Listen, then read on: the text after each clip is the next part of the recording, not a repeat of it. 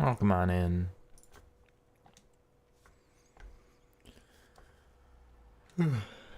I hope you're doing well. Got some very basic Elite Div games to play, and then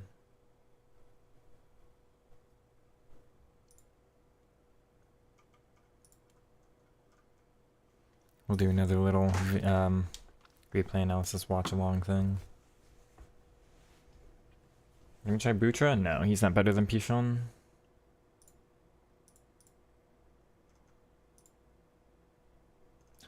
Does he have a...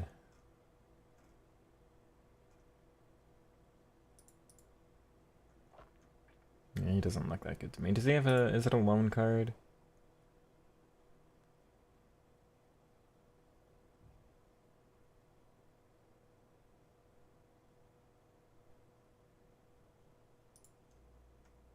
Oh, and he's only poacher... no, that card is just not it for me. I would not.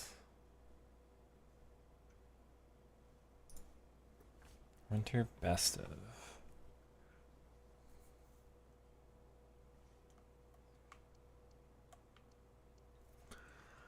You think they're gonna put Neymar in packs again and just ruin the price of my card? Because they might.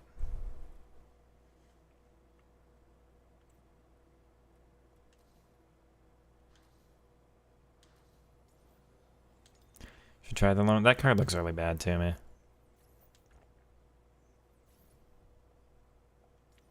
I mean, I could not use Poacher++. That's an absolute no. Let's see. It's got a weird selection of playstyles for me too. I could try, but that would have to be in the future. I've got a couple of things to do today.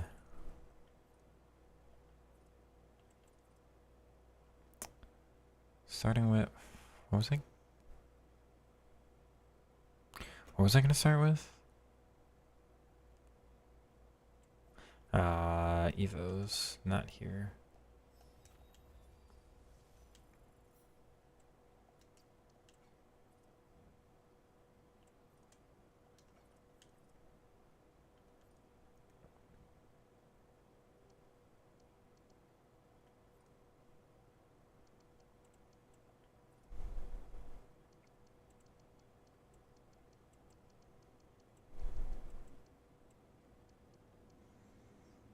I have 20 days for this. I'll definitely wait then.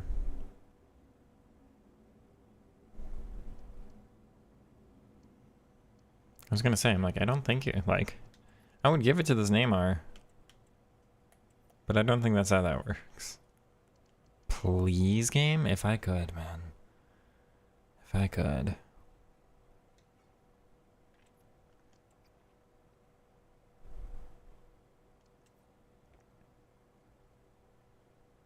Or to Malo. Or to El Sharawi. Well, no, I prefer Trickster, but it's probably gonna go to that Di Maria.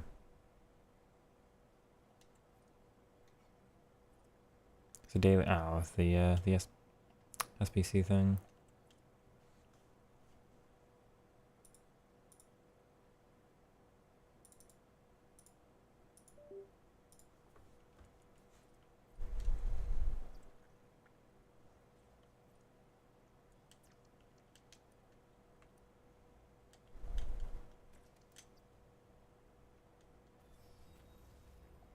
Proteus Cam pair. Which Proteus? Is that the player of the month? Because that card was pricey. I did not think that one was worth it. We're gonna back away from the 4411 today.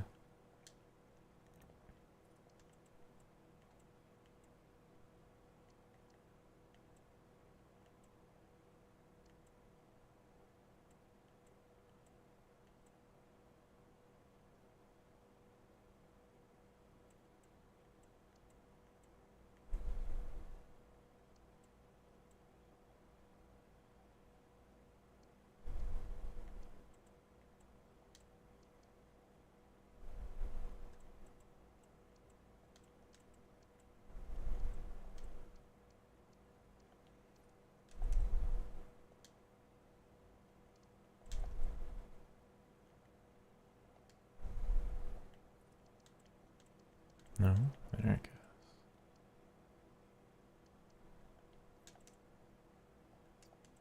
goes. Oh, normal for 36? That's fair.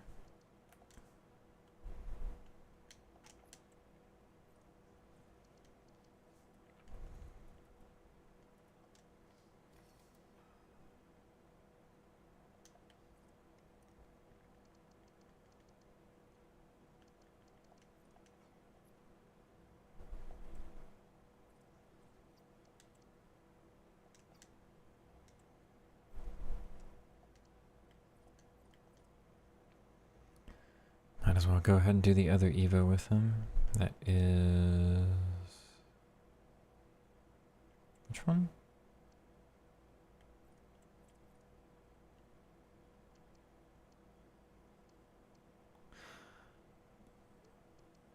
It must have been the acrobatic one. No, wasn't it defensive dynamo? Which doesn't exist over here. Where is it?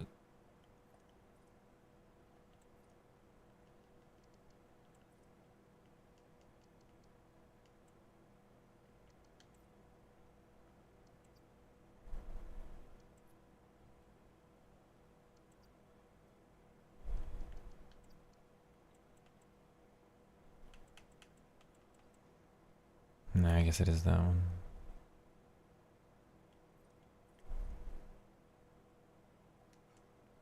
Yeah, why not? Not gonna do anything else with that one anyway.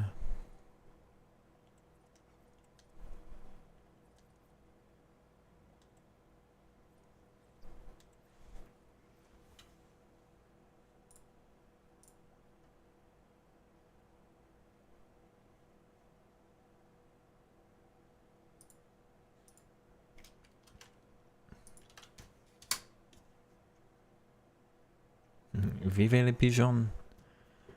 I haven't been using her correctly the last couple days. Let's get some more from her.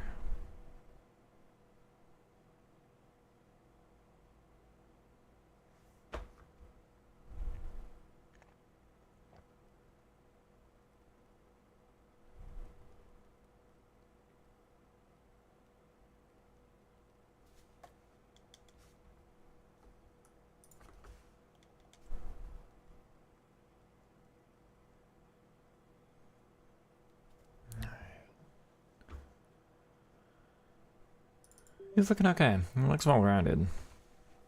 I did not like him in game yesterday, but he's got every single defensive playstyle and intercept plus. He's 6'4". I mean, like, he gets Serie A, like, guaranteed chemistry. You would think he looks really good, but... And I just wasn't too much of a fan of using him.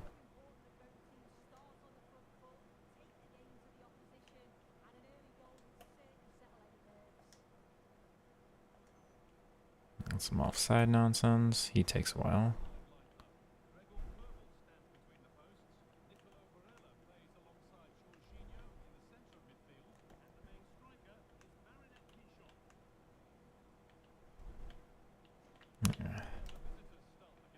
Come on now.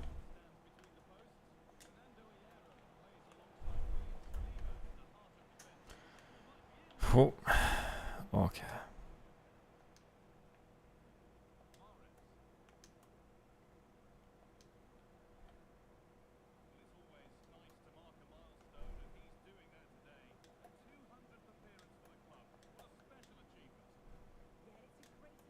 Why are you all the way over there, Elshroy? He's got first touch. That doesn't make sense either. Good. Okay.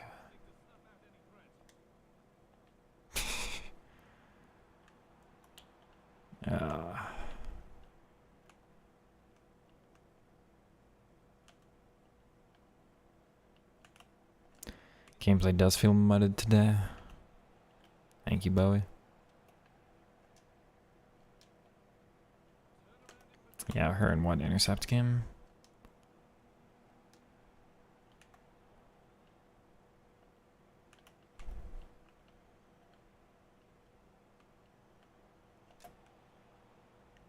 No, why? Why? Come on. Alright. Bro.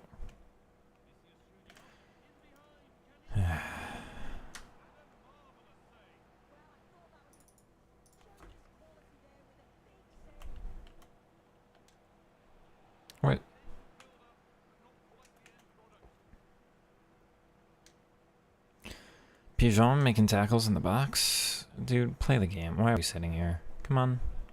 Control your freaking players, because I can't do anything. Why? Fuck you.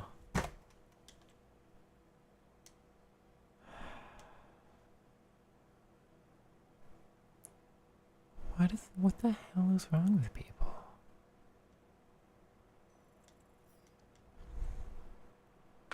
I did nothing wrong. Like, you spam some corner nonsense and then you get mad that it doesn't work. What do you want from me?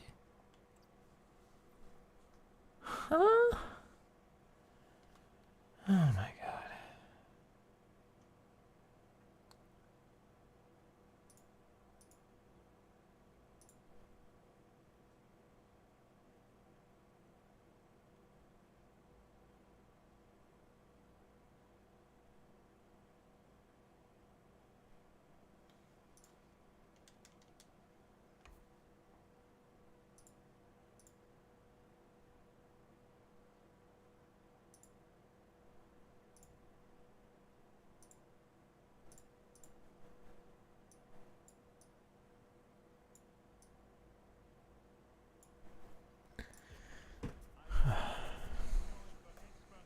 Controller issue? I doubt.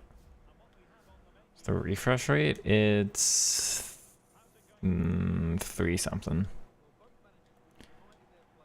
300 something. It does not make much of a difference though. The refresh rate of the monitor I thought would be very important, and it just barely feels any different. That's true across multiple games.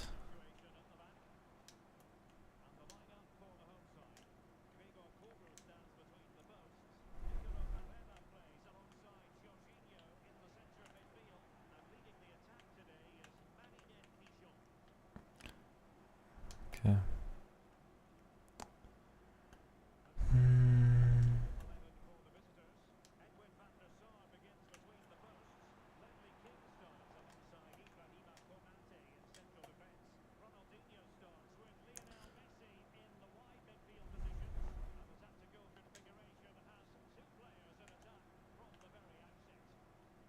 Okay.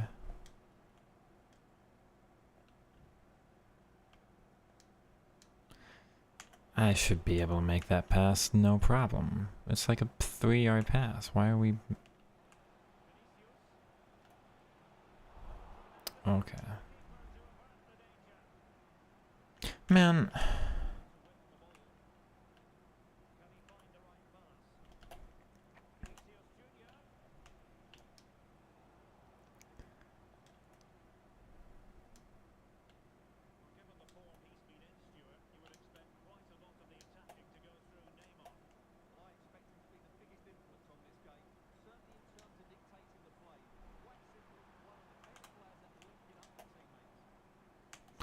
Oh, she doesn't register the adjustment.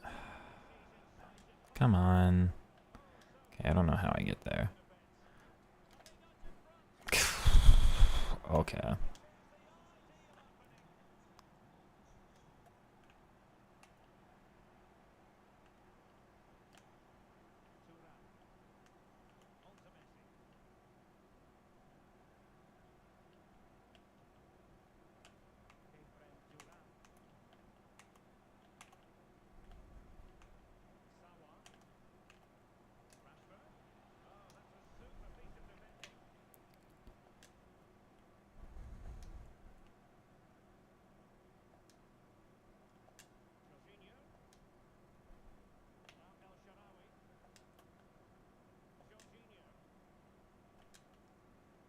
Oh, there's no way the AI gets... Okay. So the AI does it for you, but my manual anticipate plus tackle doesn't do anything.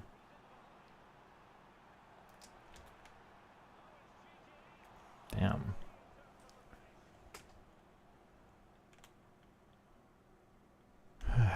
Okay. Why is he on the ground? Come on, game. That's fine. Oh, know, but I successfully get that game, man. Come on.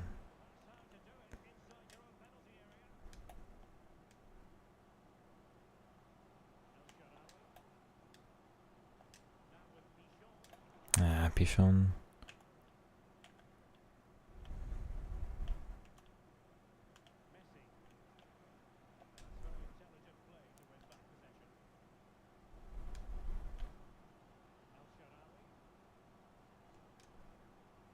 Great ball.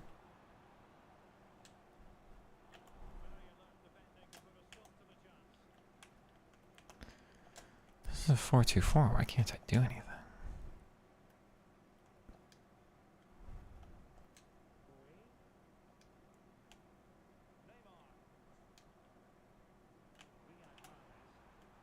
Nice, Riyadh.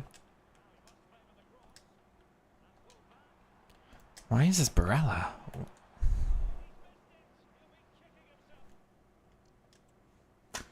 I'm very confused.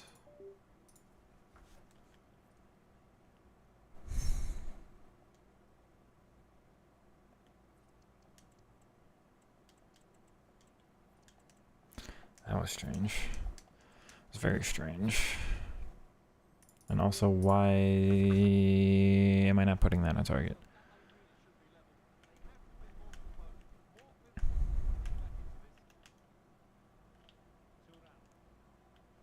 Okay.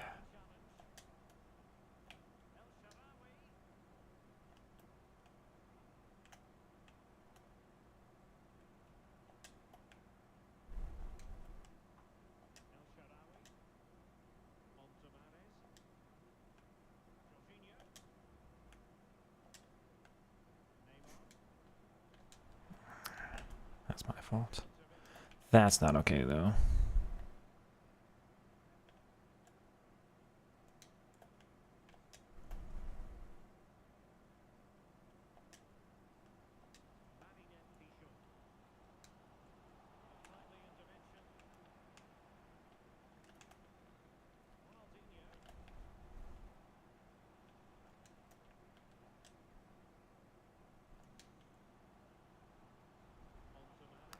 El Sharawi is so far away on the other side. There he goes.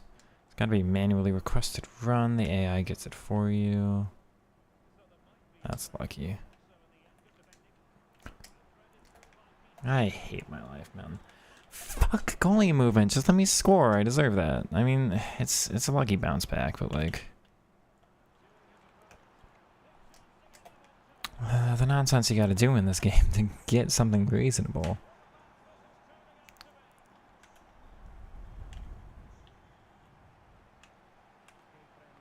Come on. Okay. Why is he, like, struggling? It works, but, like, why? It's fine. I don't really care about that one.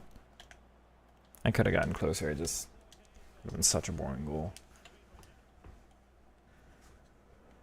Okay, but, like, why is this so difficult?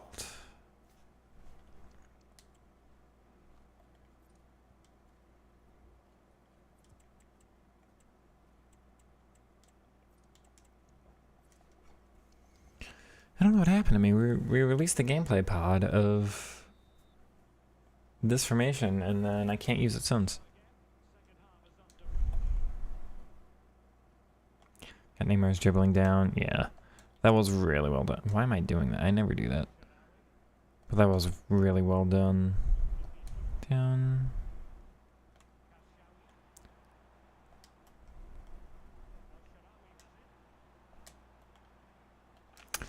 Oh. Good boy.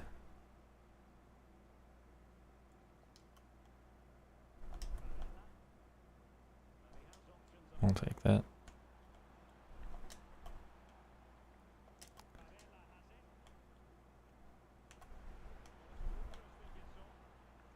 Almost.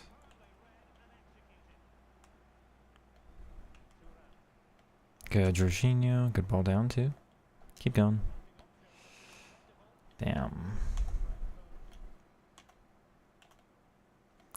Guess I gotta do my little precision pass there instead.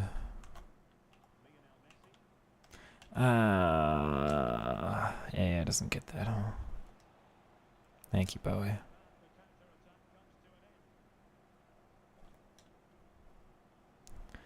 See, there's those precision passes. That one, no. What am I doing?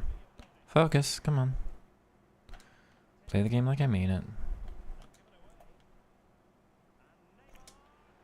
No, to Stefan. Oh, wow.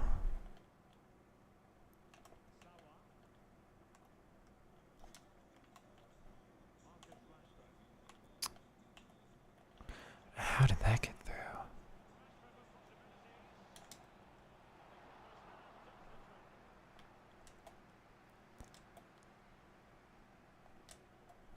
Yeah, wrong player. It's fine.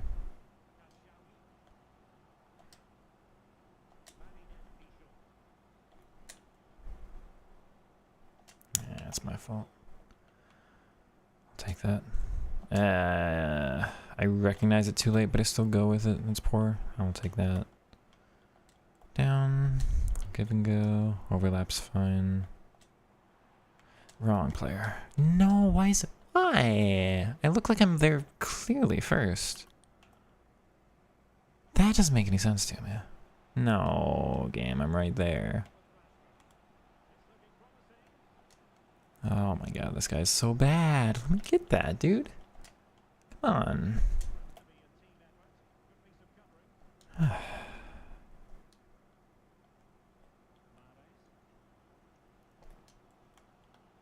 That has never happened before. He's got incisive. I've never seen them mess it up like that. That was weird.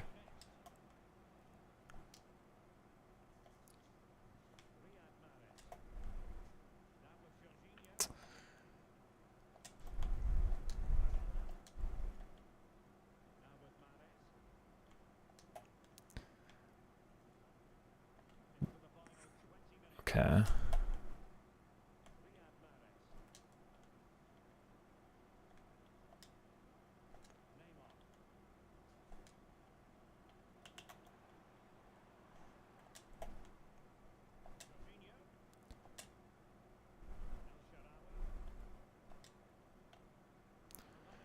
Good.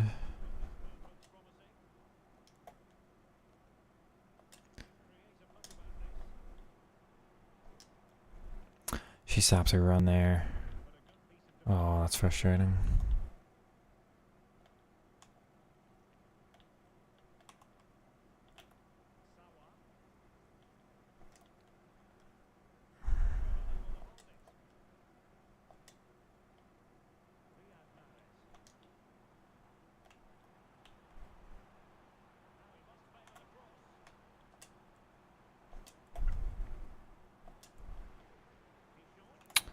He registers it late.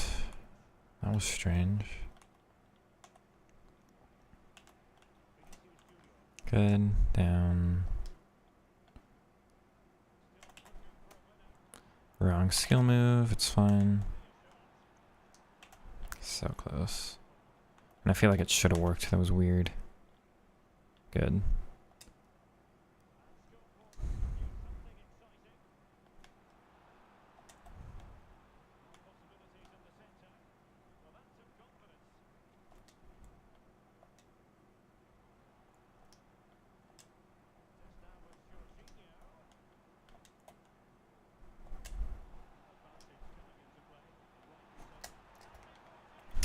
That was my only chance to score. I couldn't have done anything else.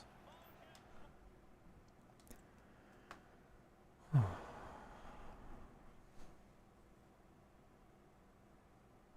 think it's the best way to get you past Div 7. So I haven't played Div 7 in actually ever. I was Div 2 my first year and Div 1 plus ever since. It's hard without seeing your gameplay, and I'm going to offer some ability for some people to set in their own games for me to review, so you can look for that if you'd like. But I haven't looked at Div 7 gameplay in a while.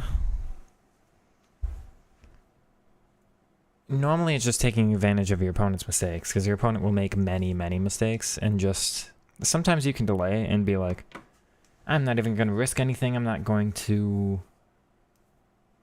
you know, do anything dangerous. I'll just go ahead and wait until they make a mistake, or just kind of hold the ball and force them to make one. Like, the more you hold possession, the more antsy they get, and they start rushing people at you. But then that assumes you've got the ability to beat them on the ball. It depends on the type of team you're using, and if you're confident with dribbling there. Again, normally they'll just pull their players out of position for you. So if you can get them, like, try to get forward and make them control their center backs. And once they control their players, any step that they make with their center backs to bring them out of position is something you can take advantage of. Bro, how? Come on.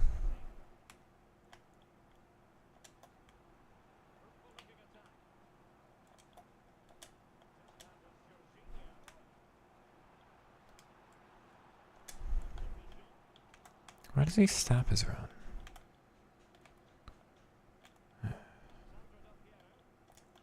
Come on.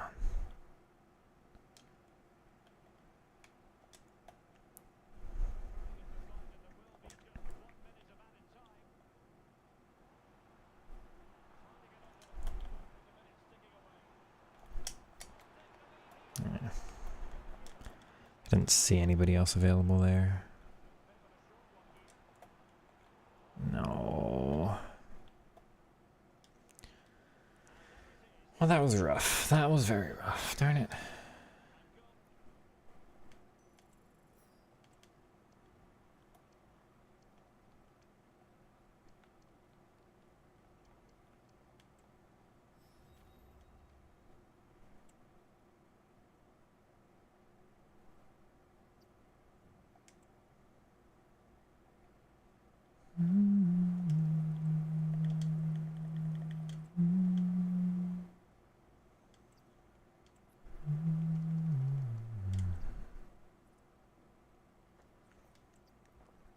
Cordy Games watching back.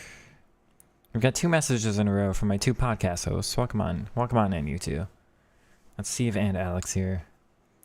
Watching back, it'll expose a lot that you do. That you can instantly self-medicate, yeah. That's true. So, yeah, a big thing about comments like that are like, how can I get better? Doesn't really mean much, because the answer is, like, get better passing, get better dribbling, get better at shooting, get better reaction time, get better at positioning, get better at reading the game. Like, it's a bunch of things. So if you can, Alec is right, if you take a look and you go ahead and go, oh, actually my biggest weakness is here, this is what I'm going to really focus on for the next little bit until I feel myself improving, and I don't think that's my biggest weakness anymore. And if you can pull those all along, that's kind of the quickest way to improve if you've got like a very obvious gap. And if there's no immediate, like, this is how I'm going to do this here, then absolutely going ahead and looking up a tutorial for just general defending or general positioning or build-up play or something like that would definitely help.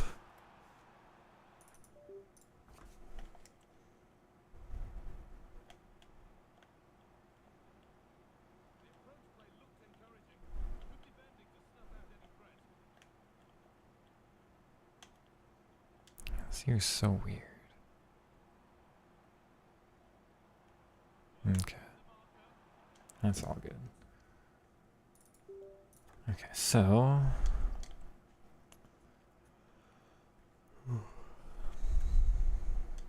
No, not back into it.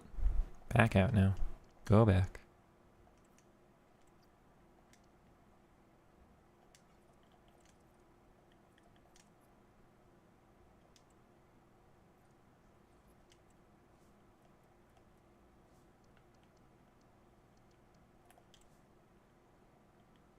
Vote for. See, I don't know if I'd agree with that. You're looking to improve results, or are you looking to improve your, like, overall ability at the game? Because those can also be 2 different questions.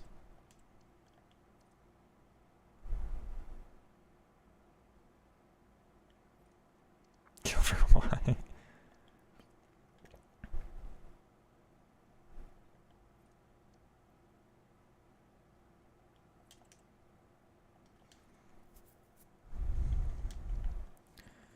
I have to mess with the team for a game, forgive me.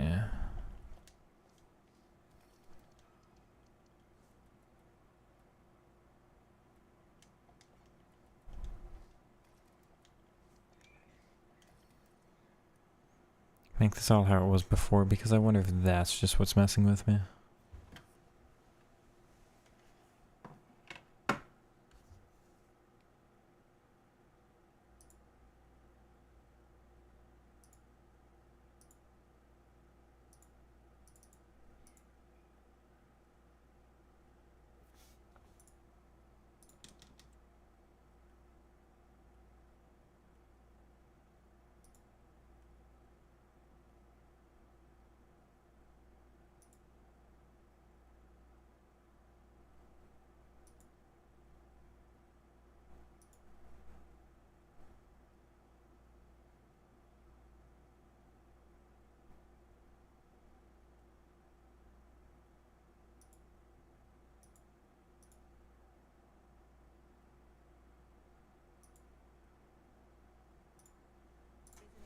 Four, 411. Hey, Gabriel. Any packs saved up for tomorrow? No, it's only what I'll have from Div Rivals. And like random objectives, but nothing exciting now.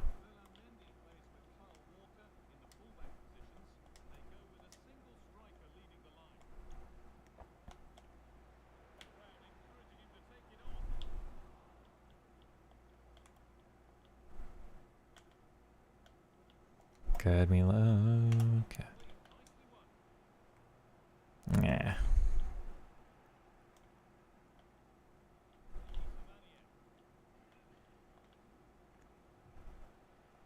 Oh, come on. Please, game. Okay. Very strange.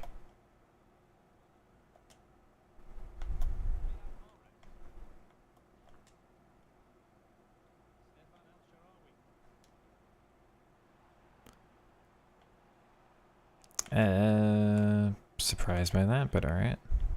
Good.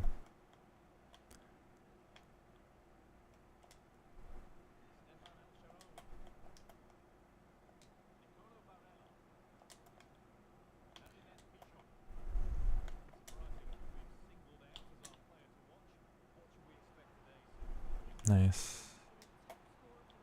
Oh. That was weird. Alex, did you by chance watch my tutorial on precision passing? Because if you haven't, and if you don't know what these are, you might just end up loving them. They've been a really good addition to my game, and it's just L2, R1, triangle for that curve. You see the curve? There's no other way to play that pass on the ground.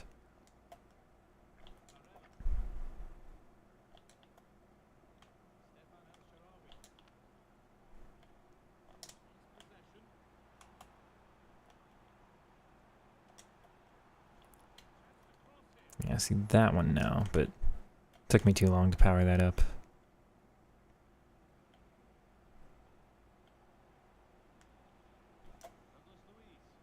What's that? He said what? Yeah, watch the tutorial. You'll see some absolutely ridiculous curve, man. And they're manual, so like they feel good to perform. They back. No, that's poor. Come on, come on. Let me get that. Yeah, they feel great to perform because it's like, oh, it's really up to me here. It just like feels even more rewarding, you know? But then generally, literally so many passes with it that I could not make without.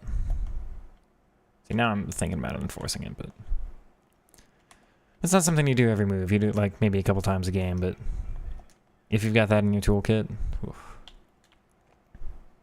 See, again, there's no other way to put that ball in that space if he was faster.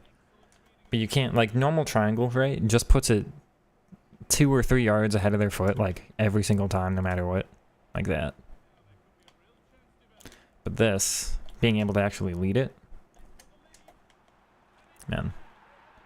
That's on you too, dude. I promise, like, absolutely worth it. You will love these. If you get the space on the field for them, you'll love them. I cover everything in that tutorial, but as a quick primer, I like to get you excited. There was one time I used it, and by the way, this is like a recent discovery for me. I didn't know these existed last year. They did. I just didn't know. But wow, Smith. Good. Like something like that. You just dump it off in the corner. Like, I've got no other way to make a pass here. I'll put it there. Okay, I messed that up. Not enough power. So again, I'm still learning, but like, oh, I'm all under pressure. I put it there, you know? And somebody else will get to that spot, and you just kind of dump it in the corner.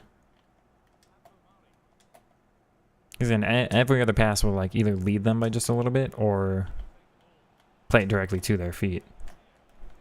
Thank you, Coble. Anyway, I'm messing it up now. Let me just play my normal game, and we'll see them get integrated into a couple of my chances. Thank you, Coble. Forward. She is open. It's fine. Yeah, it's so close. But the benefit of like laying it to them 10, 20 yards ahead of them instead of just, you know, 3. Means that instead of them slowing down to take a first touch and then you've got your slower sprinting speed, it's like if they can just do full sprint without dribbling, be even faster, this whole time of getting to the ball, he might be even further behind, you know?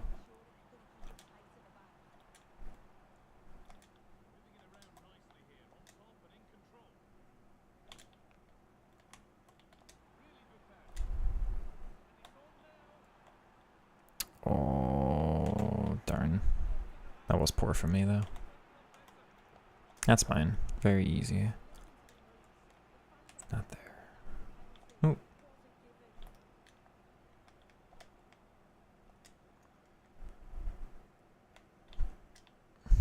Nah, I'm forcing it again. Oh, that works.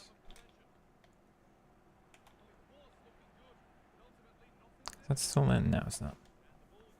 Didn't know about the swerve. Use precision pass, but not swerve. Yeah, so I found it.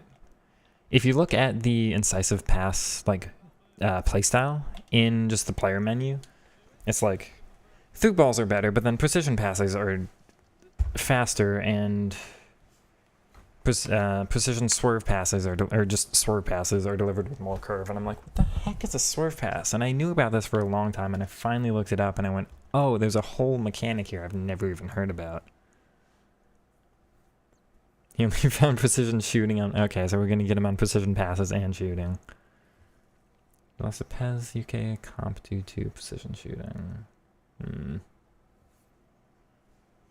Yeah, again, I don't have it very, like, well integrated in my game, but there's still been several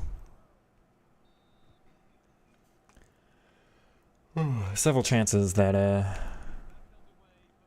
I've been able to get in behind that you just would not be able to otherwise. You're smart enough to figure it out. I don't need to, like, walk you through it, but... In that tutorial, a couple of, like, you'll see curve on a couple of them that are just ridiculous. Even players who don't have incisive pass, like, get the ball right along the touchline and then curve 2 or 3 yards back inside.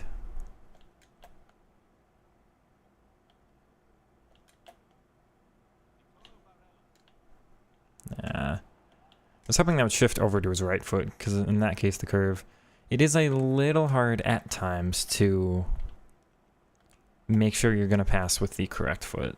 It's very different when you've got that curve, whether it's a right or a left-footed pass. Ooh, okay, it's a foul. That works.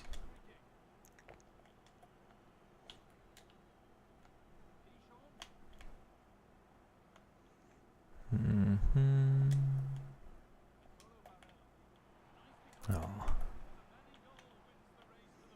Anyway, okay, back to regular scheduled hazardous gameplay. Let me try to actually build something up that's decent. There we go. No, Salah. Come on.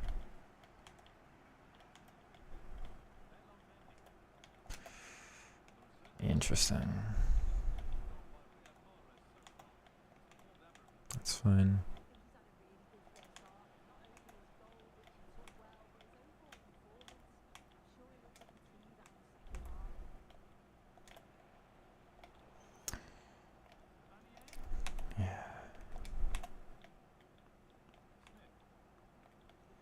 Don't over the top of that. Come on.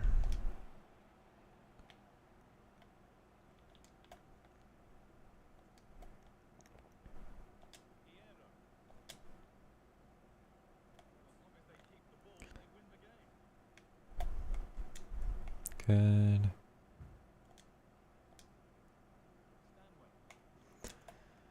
This is what I don't know how to play against, chat. Like, I finally got them to back off with that offside trap. I still... Man, they're still so close to me in every situation. I can't go get space. Any opponent that doesn't do the offside trap nonsense, I'm just fine against, but games like this... I figured it out last year, and it was just like... build up the... Come on, Mares. It was just like, build up your play using the center backs. I haven't found that effective this year, so I'm not quite sure what the move is.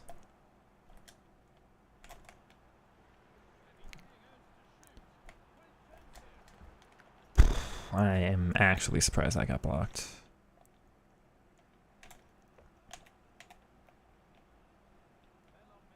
Oh, that's annoying. It's very annoying. Come on.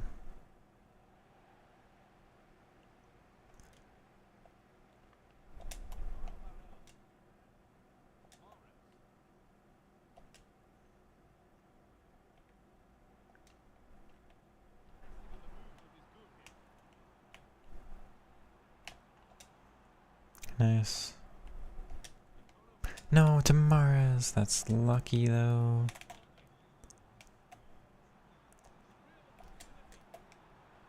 I meant to shoot that the other post. I'm surprised. We'll take the finish, though. Rest of the play was pretty decent.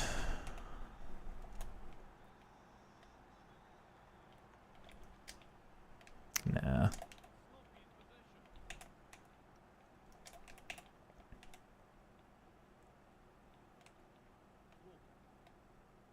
See, I'm getting annoyed by the opponent holding on possession in the midfield like that, so I'm just kind of sprinting at him. And it's worked well enough, so it doesn't really matter. What even happened? What? I have to watch that back again, chat. What happened? Because it looked like it wasn't gonna work, and then it did look like it was going to, and then it stopped again. I'm very confused. Come on, Stefan. You can go.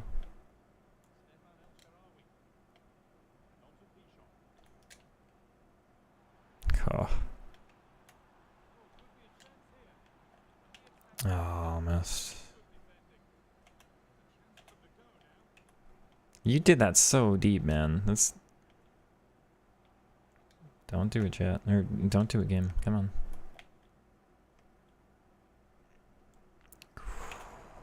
This Sawa's been a thorn in my side all game. No. Ah, come on. Yep.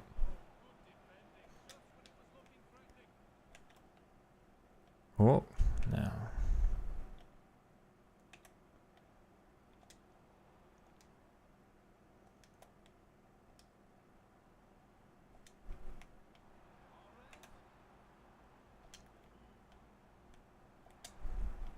Oh, come on. Karchari looks... Yeah, I don't know why... Okay, Twitch is having problems again, but I also turned the Twitch stream off. I'm over on YouTube if you'd like to come watch there. I'm sorry about that, Bello. Twitch has been having problems for me for a couple days. I have no idea what the issue is. Because, like, it's been fine other days. And then I thought I turned the Twitch stream off. Like, I pressed the button for it to go off. But it's Hazardous FC on YouTube if you'd like to swap on over. I'm sorry about that, though.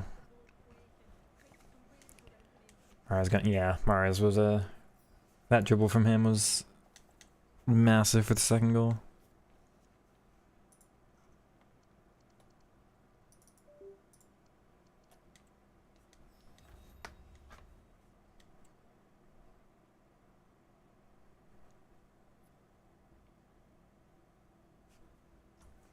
Bello, can you hear me?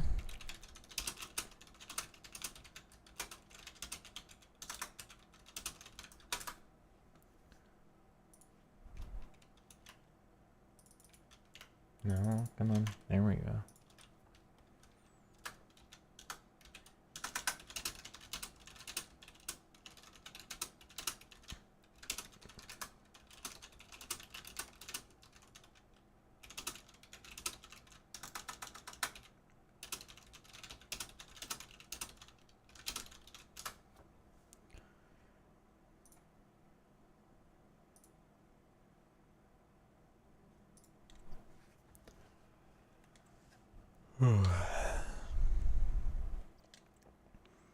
I feel like that's the difference. I know Steve's been here for long enough. Also, Alex, you still on the stream? Because if you are, I might just grab you for what we're going to do now. Might as well. But, Steve, you've watched me for a couple days here, and, like, the 4231 hasn't been working quite as well for me. I think it's just missing the ++ at center cam for me. Like...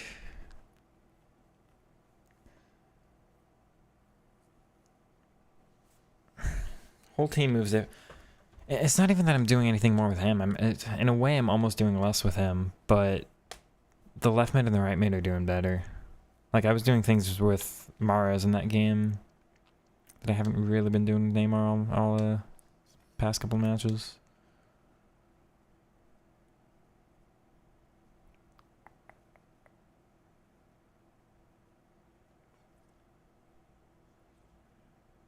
Go for Steve. I already did Steve's.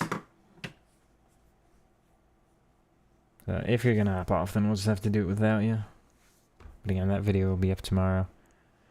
Chat, we are going to be taking a look at Alex's gameplay here in just a moment. If you were in the stream yesterday, I said I'm going to be doing this for a couple of you.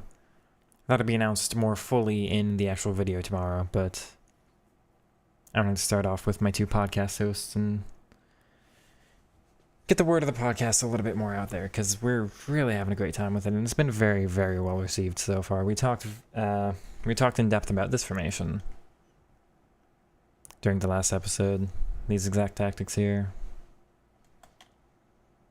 Tactics that I've been experimenting with since, but it's just because, like, since recording that episode, I've gone from Milo to Neymar, and it's messed with the team a little bit, and I'm trying to make it work since then. But if I go back to Milo, then, like, the tactics as they are pretty much golden.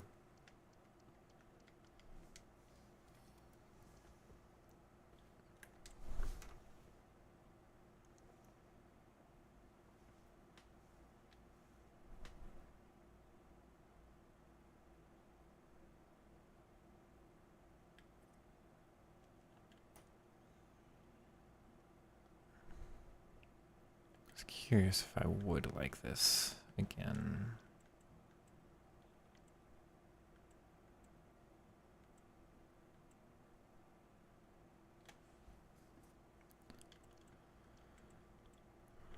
I would probably do it as that if I were to try again. What do I think of UFO? I don't know what you're talking about. I have no idea what that means. You mean UFL? Like the other football game we've got right now?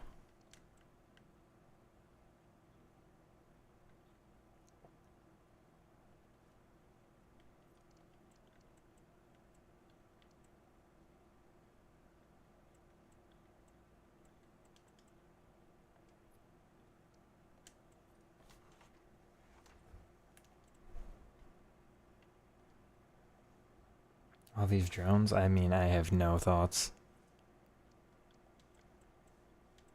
I don't like drones because I don't like fighting, but, like, I have no comment on something like that.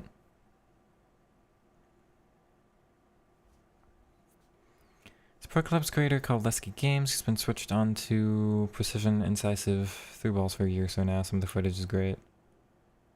Can messages appear? Oh, yeah, I forgot to respond. That is my fault. Cool to see me using it too. I'm glad I discovered it, because, again, it's a new tool to my game. Press proven +2, use it to shove defenders away. I use it a little different, but yeah, Press Proven's my second favorite playstyle in the game. Gabriel, I think Div 4 is the most common division, as in the bell curve of FC puts most players in Div 4 and Div 3, I think.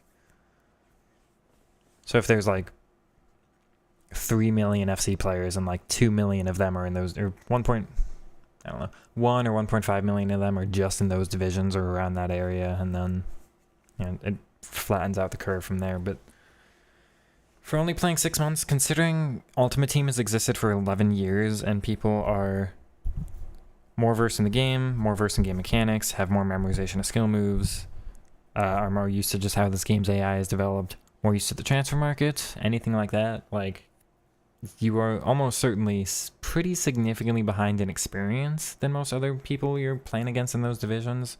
That's not bad at all, man, no.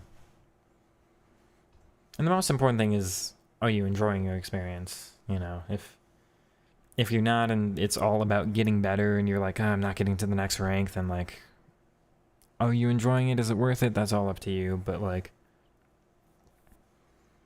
I think you're pretty much tearing through. So if you're having fun, then it's great. Tiki-taka and passing combinations are a lot better. You think just being more zoomed in means you think you understand that space more? See, I've tried that in past years and I've never found any success with it. I like the bigger picture, especially on defense. It's not just an attacking thing, because I need to predict like where the game's going for a while. But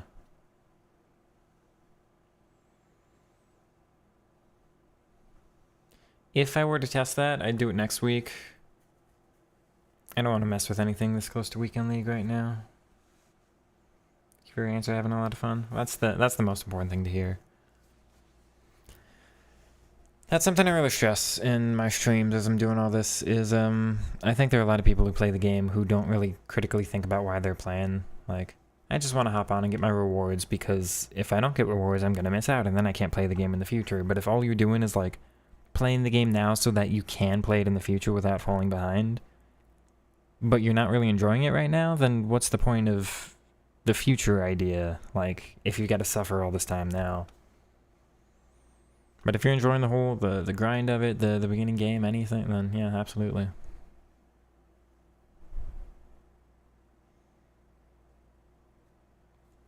Okay, chat. That's enough waffling, I think. Let's get on over to... As I said, we're going to take a look at... Oh. Let me capture the... There we go.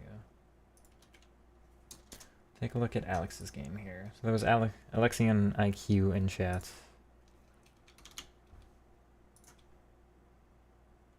So a little bit more popular than me.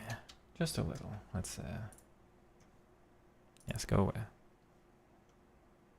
Like I was finding my content? Well, I'm glad it's helping.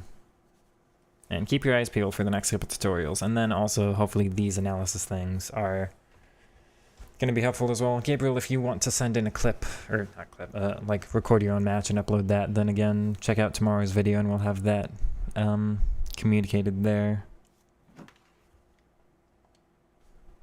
Get back into the game there so I can adjust settings. And return the podcast, yeah. I think you're in that Discord, right? The Foot Show one.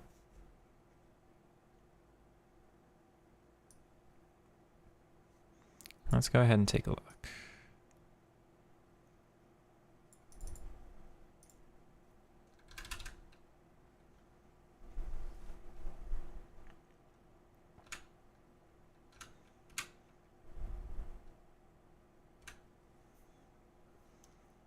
So we'll go ahead and take a look at Alex's gameplay here. That's Alexian IQ. Again, his and Steve's links will both be in the description, as well as the podcast we all do together, which, again, do highly recommend you checking out. It's been incredibly well received at the beginning. Well, beginning of me joining on in, as I'm a little bit newer, but having a lot of fun over there. So again, we're going to take this a little slower. At the beginning, we're not going to criticize, like, the immediate start to the match, just for you know, getting a sense of the flow and how things are going to go here at the start. But he does have a full Liverpool team, I believe it is, or Liverpool past and present. So he's a little self-restricted in the players he's able to select in a way, but he tries to emulate a more realistic style. So I think you'll be able to see that here. We've got a ground-based game, trying to work the ball side to side. We've got a passing focus, which is a little different from my own content, or my own idea on the game. I'm very much face-up and dribble-focused, so I think it'll be nice to get a look at a game that's a little bit different from mine. So I've got a sense here. I didn't see anything to talk about immediately. Alex is a Elite Division player, if I'm not mistaken.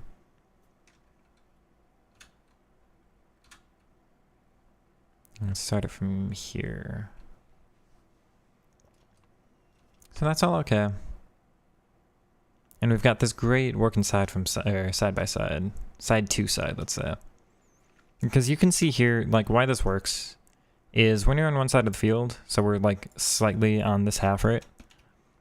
When you're on that side, the whole defensive line will shift over.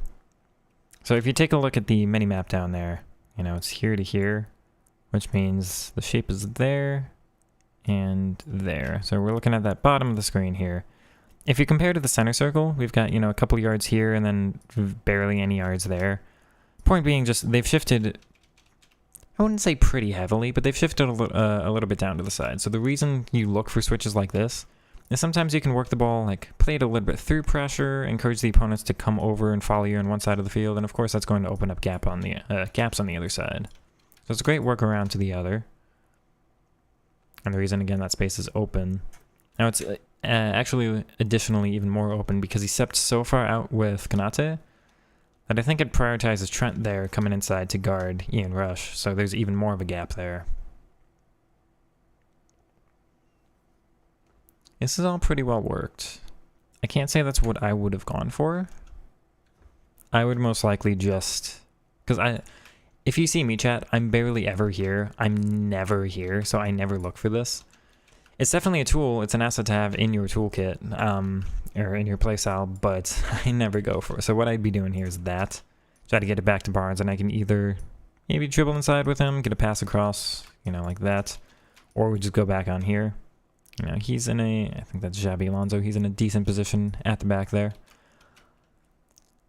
That's none of that's criticizing that that's not a good option to go with. It's just not what I would have seen. So that's a nice kind of bonus of some of the higher level gameplay, is you will see people do things that work out that aren't quote unquote what I'd recommend, so I'm not going to criticize that. That's a touch, that's a pass into a congested area, so I'm surprised that actually gets it past the defender, but that's all pretty well worked. Of course, the shot is too well defended from VBD to be too effective. If you have the chance to take one little touchdown here and maybe drag VVD out and then go and take that shot. But without knowing Ian Rush's dribbling stats, that's hard. And also Alex did send it over that, or did tell me that the gameplay today was pretty mudded. So he is playing through the, you know, heavy, inconsistent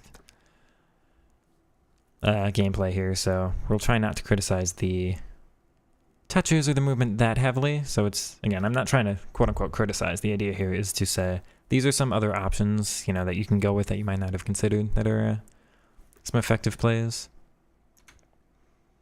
So he holds on. I believe that's all tech there. He holds on to that a lot longer than I would have.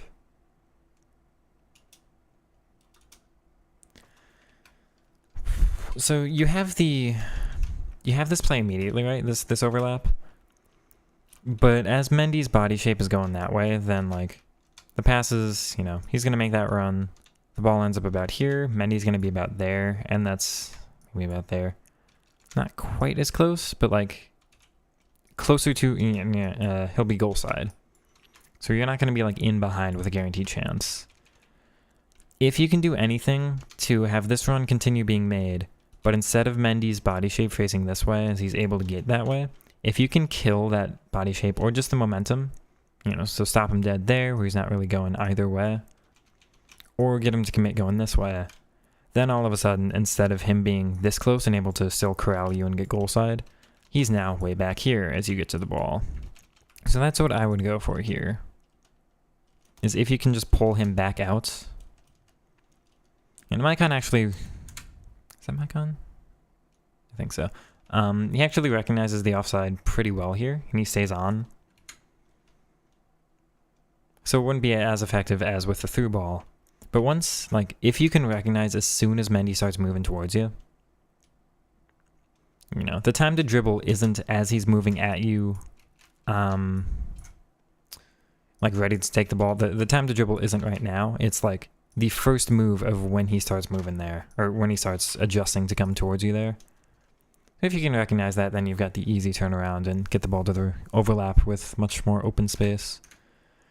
You can also consider just going back to Xabi Alonso. I mean, he's got over the top, so, or long ball, so you can just, you know, play one of those, or you can build up your play from there. This is probably just the gameplay being a little too heavy for him to get out of tech there, but you also do kind of want to adapt your own gameplay when you know you're in mudded gameplay. You can't just quite do, or you can't be stuck doing the exact same thing you might in a clean game, let's say. Ooh. So this is all good. Opponent's really aggressive with the defense here.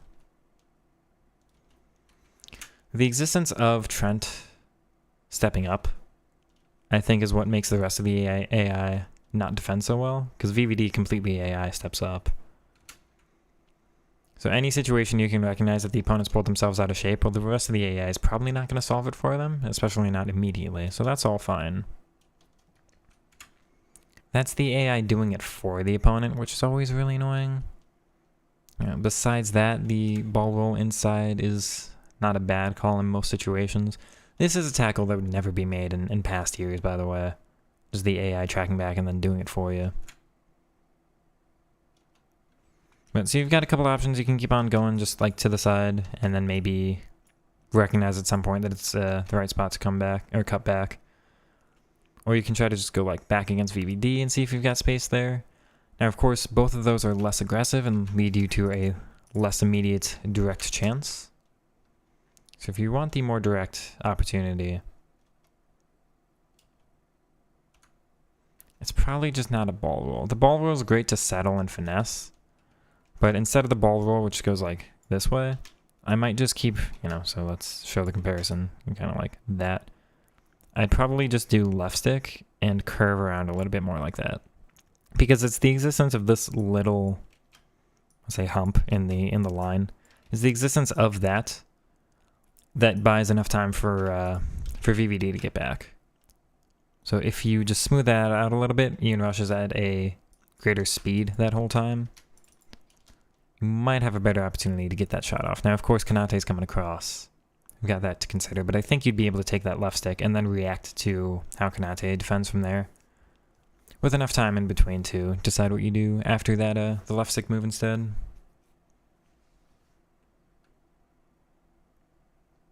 Okay. See, that's a little aggressive with the fullback without tracking the run back. You can always switch to the center back and just kind of move them over to the side to guard that. But the existence of, who is this?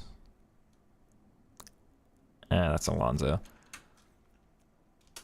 The scary threat is if they do it immediately. But of course, the pass here is guarded well enough by the center back that this might be a completed pass, but it's not going to be like an incisive, get him behind, really dangerous one. And by the time it does become more incisive, when this run's been completed a little bit more, then you've got the pass blocked off. I would still be a little bit more scared of them just progressing down the field with that, doing the over the top immediately. Of course, they don't go for it, so it's a good thing you didn't bother defending with that, but I am surprised the opponent didn't go for that. Maybe you just got to read on the opponent that, like, everything else they've done is ground-based so far, so they're probably not likely to put it in the air. It's all good. Ooh, alright, Harvey. That looks like tech again. So where are we? There's a lot of space available for you on the field. The opponent is very spread out. Now, your players aren't very well connected, but also the existence of them being a little bit wider means that you've got more space in the center anyway.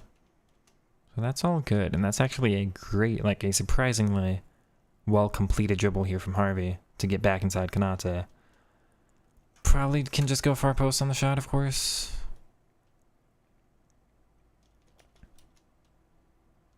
Yeah, VVD's not come over enough to block it, so you can go far post there.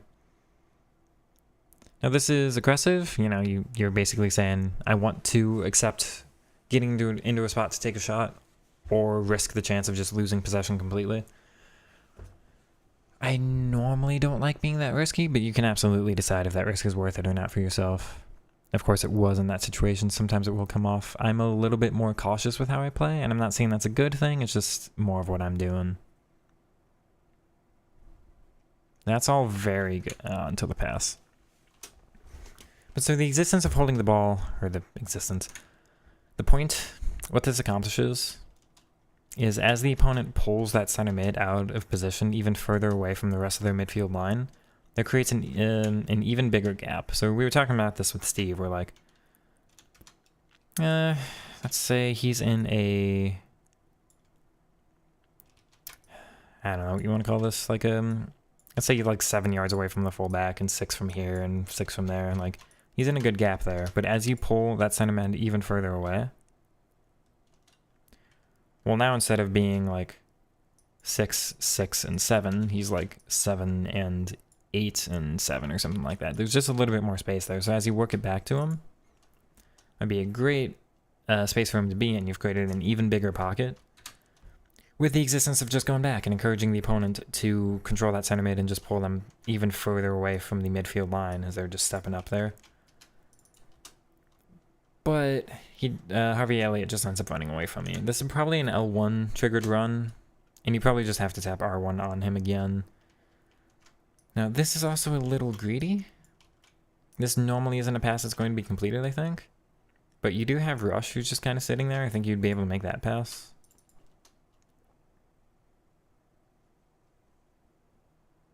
Or just tap R1 on Elliott again, call him back short. Great interception. It's all good. You're operating. Yeah, you're operating in a lot of space in the midfield there. Now Salah, 3-star weak foot. Over the top's probably not the strongest. It's fine to go for that. I think a stronger passer in that situation would have completed that pass, but it's fine to take that risk. Just ends up not working out for you. And now you're dragged way out of position. So the scary thing will be in transition here. Let's see how this is handled. I don't mind that. I don't mind that. Ooh. Me. Nice throw in. Maybe not handled quite aggressively enough. So this is all fine.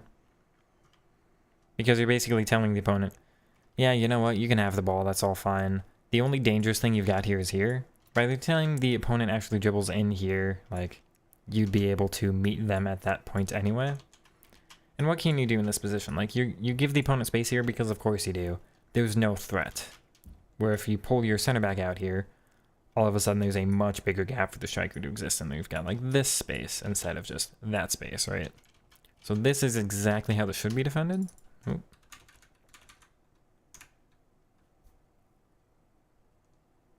Except the jockey made you slow down a little bit too much.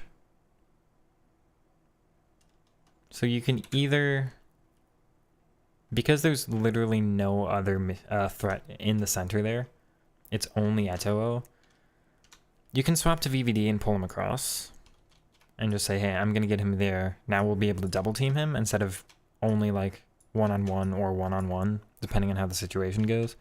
I'd drag him over and just take that, take the 2-on-1 instead.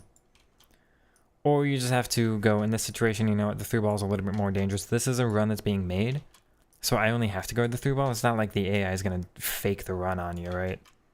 Or you just drop back, you know, drop back, guard that run with him, and say, you know what, I'm going to guard here now. if this run, like by the time this run stops being made, a couple seconds in the future, if they drop back, then I'll just accept defending from that situation. This one, a little risky there.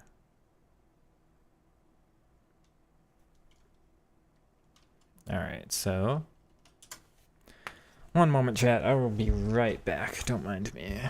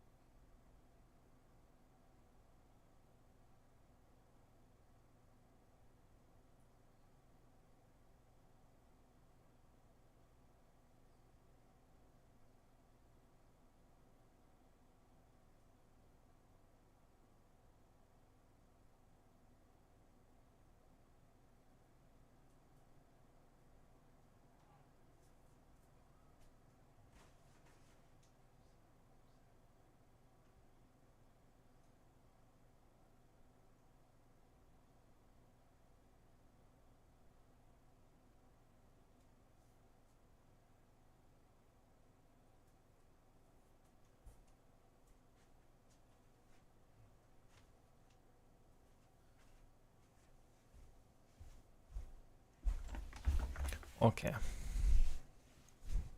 Hello again. Steve, what are you... It's just a red blanket. There's a hole in it. And this is actually where the Bayern insignia was. No, I hate Bayern. Any club with that much money and that much influence over the league when no other club has any ability to compete is a monarchy, and those are bad. Bayern should be taken over by the government and forced to disclose and sell its assets to everybody else in the Bundesliga.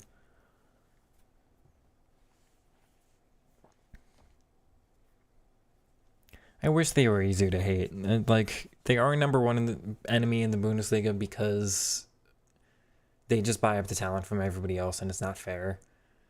But they're also not Bundesliga enemy number one because I dislike Leipzig and Wolfsburg and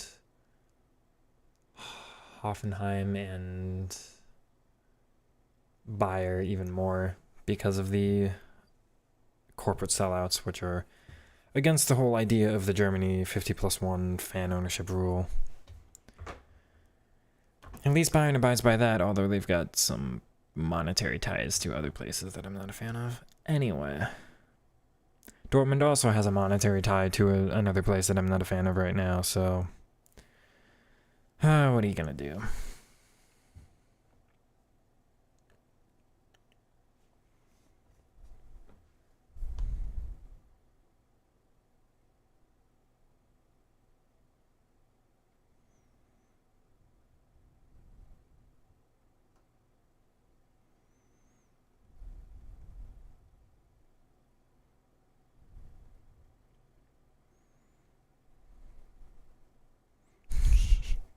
The monarchy is bad. I didn't say the British monarchy. Oh. Did I say monarchy? Did I? I meant monopoly, if I did. That's very funny.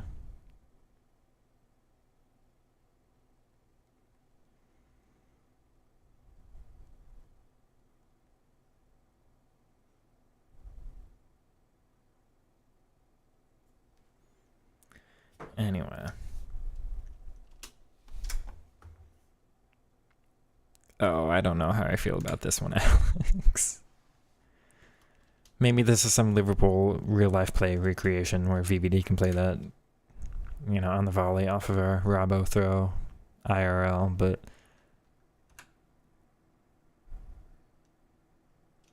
I think you just anticipate like that being more open, and then it looks like he might be under pressure and you kind of panic it away maybe. I hate those.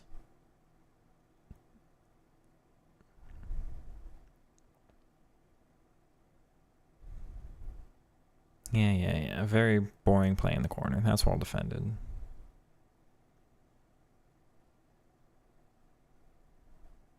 That's a little aggressive.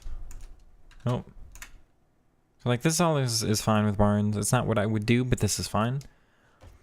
I would probably go, you know what, I've got my 2 players here. Like that's where my numbers are right now. I'd rather get the ball towards my numbers. But you hold on to it well enough, that's all fine. This is really aggressive though, because all you're going to have is Harvey Elliott. Even if this pass comes off, and Elliott's running down the field, and you're doing the same kind of thing, like, he's just disconnected. By the time you get it there, there's going to be like 2 defenders, maybe 3 that have come back, and you won't have anybody up in support. They're going to be pretty far away from you. So even that pass is going to just be a little isolating. And the ability to dribble through there is probably just not going to be on. This is a much riskier approach to dribbling than I take. My risks, if I ever do take them, are normally towards like the top of the 18-yard box when I've exhausted my other options and I can't get through the back line because they're just sitting here and I can't really do anything else. So I'll take this kind of risk there, just saying, you know what, if I lose the ball, whatever, but I need to go ahead and try to get a shooting opportunity. But back here, that risk isn't worth it. Not to me. I want to get my actual build-up off. So this is one of those, like, if they're aggressive with the Trent and don't jockey well enough back here, or if they've committed to like a tackle and if you can get them behind, then like you can play that risk because it will be very, very successful as you get behind. This is a risk I never take. I don't recommend it because I'd rather just take my for sure build up. We'll just go back here and recycle and start again. It's also, but it's not really for me to say like you're wrong for being a risk type taking player. Because I will never take this risk, but I will also never get the massive reward. And the reward here could be you actually get way behind and Trent's like stuck back here, right? So there's a big risk. I don't think that trade-off is worth it, but I never gain those benefits. If you rely on those, if you want to go ahead and go for them, just know that you're going to harm your own like build-up play sometimes, you know.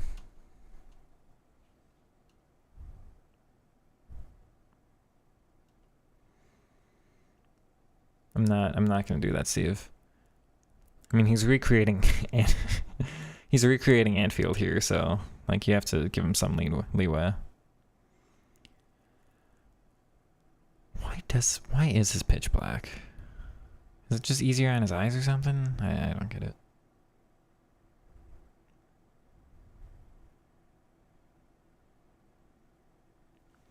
So that's all fine.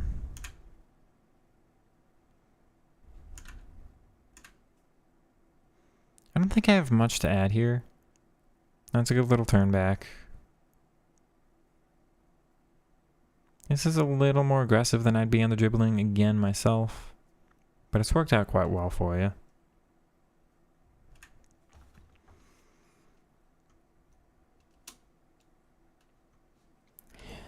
I would hope that Salah would make this run inside. I don't know if you can L1, like press L1 on him. There is the mechanic of press L1 and he'll do that little run and then you can flick the right stick and direct him. So you could try one of those. Otherwise you might be just stuck with like that kind of pass. Although we were talking on stream when you were watching in here, Alex, you can try that precision through ball and just do the curve there. As it is, you know, that's actually me saying maybe you should take more risk than you go ahead and go for. Just find that you take more assurance or a more assured build up there. That's aggressive.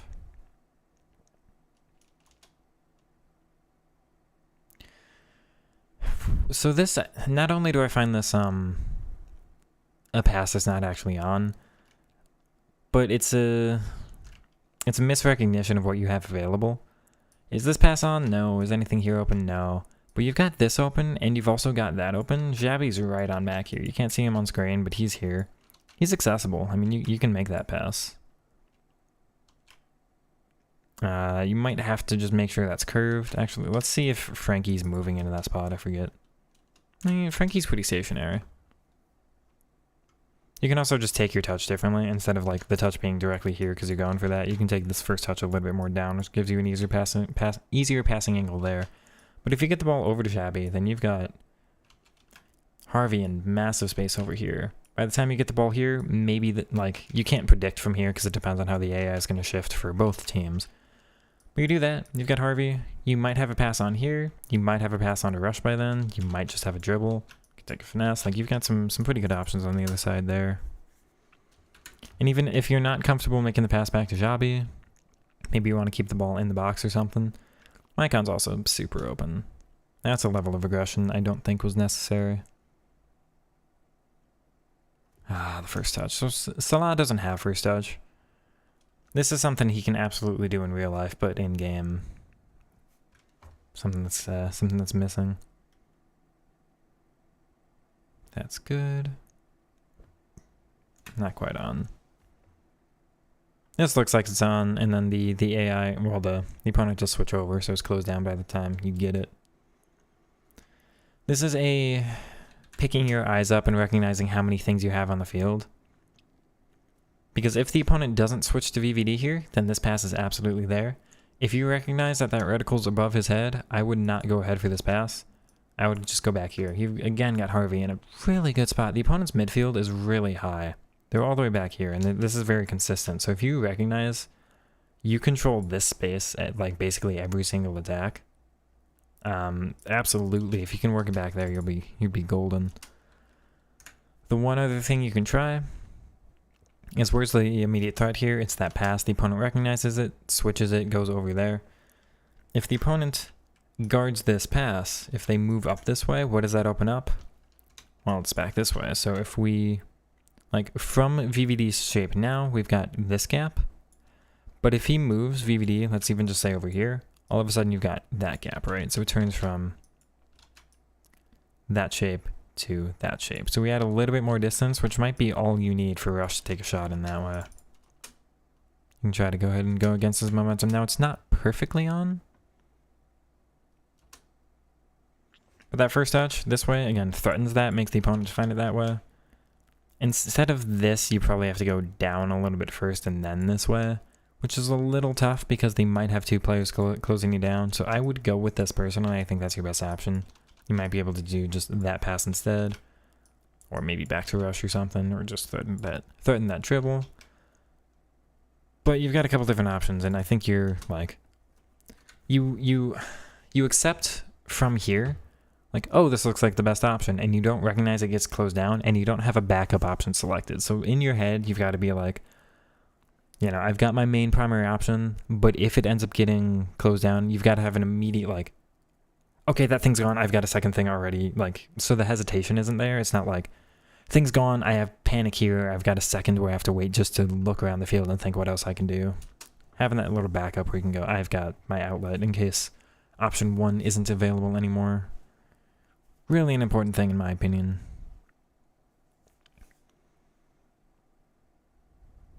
I'm not saying you don't have it, it's just like picking your eyes up in every single situation is pretty hard, and that's something we all can work on. Like, myself, pros, anybody. That's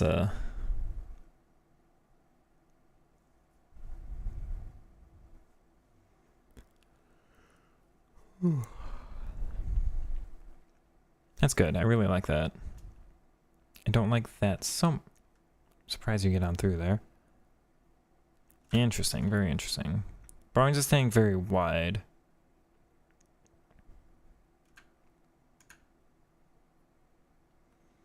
So this one is fine. Like, you've got Salah here. Where are your numbers? Inside. Where do you move? Inside. I really like that. I think that's just fine.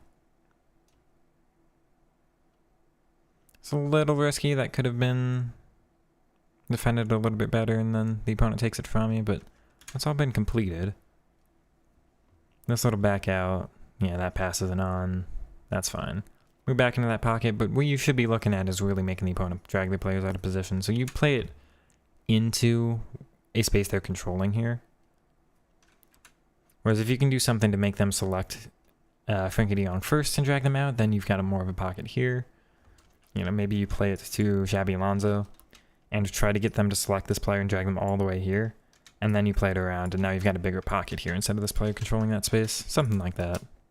There are a couple different things you can do here. I like, for the most part, I like going back down this way. Again, where are the numbers on the field? Well, you've got, let's look at the mini-map. You've got 2 out here. So if you do work it there, you've at least got that connection. That's not bad.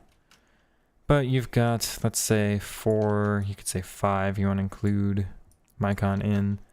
And the opponent's got 6 here.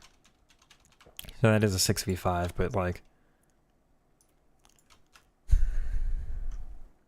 I don't know, because you might, if you can do anything to get Barnes inside, then this is a great run.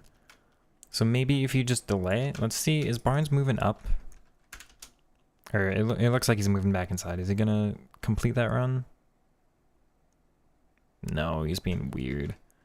You'd have to call him short and then tell him to make a run from there.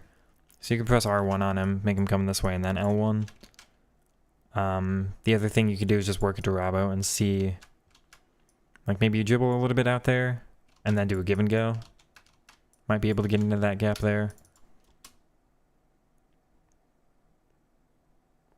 The reason I'm pointing all that out is like you've got some aggressive things where you can take the front foot, or you're at least threatening a front foot, where you might make the opponent, when you've got that move that's like, again, you're the one on the front foot, you're the aggressor, then the opponent has to be the reactor and respond to everything that you do. That's if you're taking the aggressive stance there. And again, this doesn't have to be aggressive in the way that like you're losing the ball. It's just like moving the game into a different game state. This isn't moving it into any different state. Like this is all just neutral. So you're not making the opponent do anything to like drag themselves out of position. This might make them drag themselves out of position, and it might not, but it might encourage them to. Nothing here is really going to net you a game, net you some benefit. Yeah, you might have the overlap to Mycon down in the future, so you could at least like do that kind of thing. But as it is most of the time here, this is just like maintaining your standard game state. I want to do something to get out of this neutral state and turn it in my favor.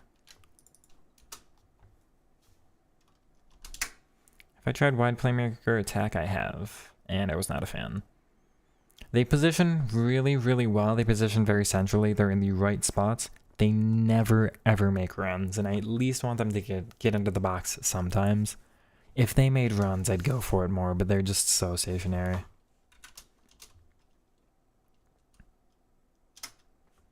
All right, now we do go ahead and go with the overlap to Mycon. It's not that effective, and we lose out. So again, you're kind of accepting, like, you're going into a space that they're already controlling. So anything you can do to drag them out. If you threaten this way first, and just disconnect them away from that center back, instead of this space, again, if you get them down here, you turn this space into that space, which is much easier to attack. If you pull them down this way, you might be able to just go into Salah, let him make that run. You might have enough of a burst of speed to get him behind there. Or you just start your attack from here. Maybe you'll have a pass across or something. What else do we have?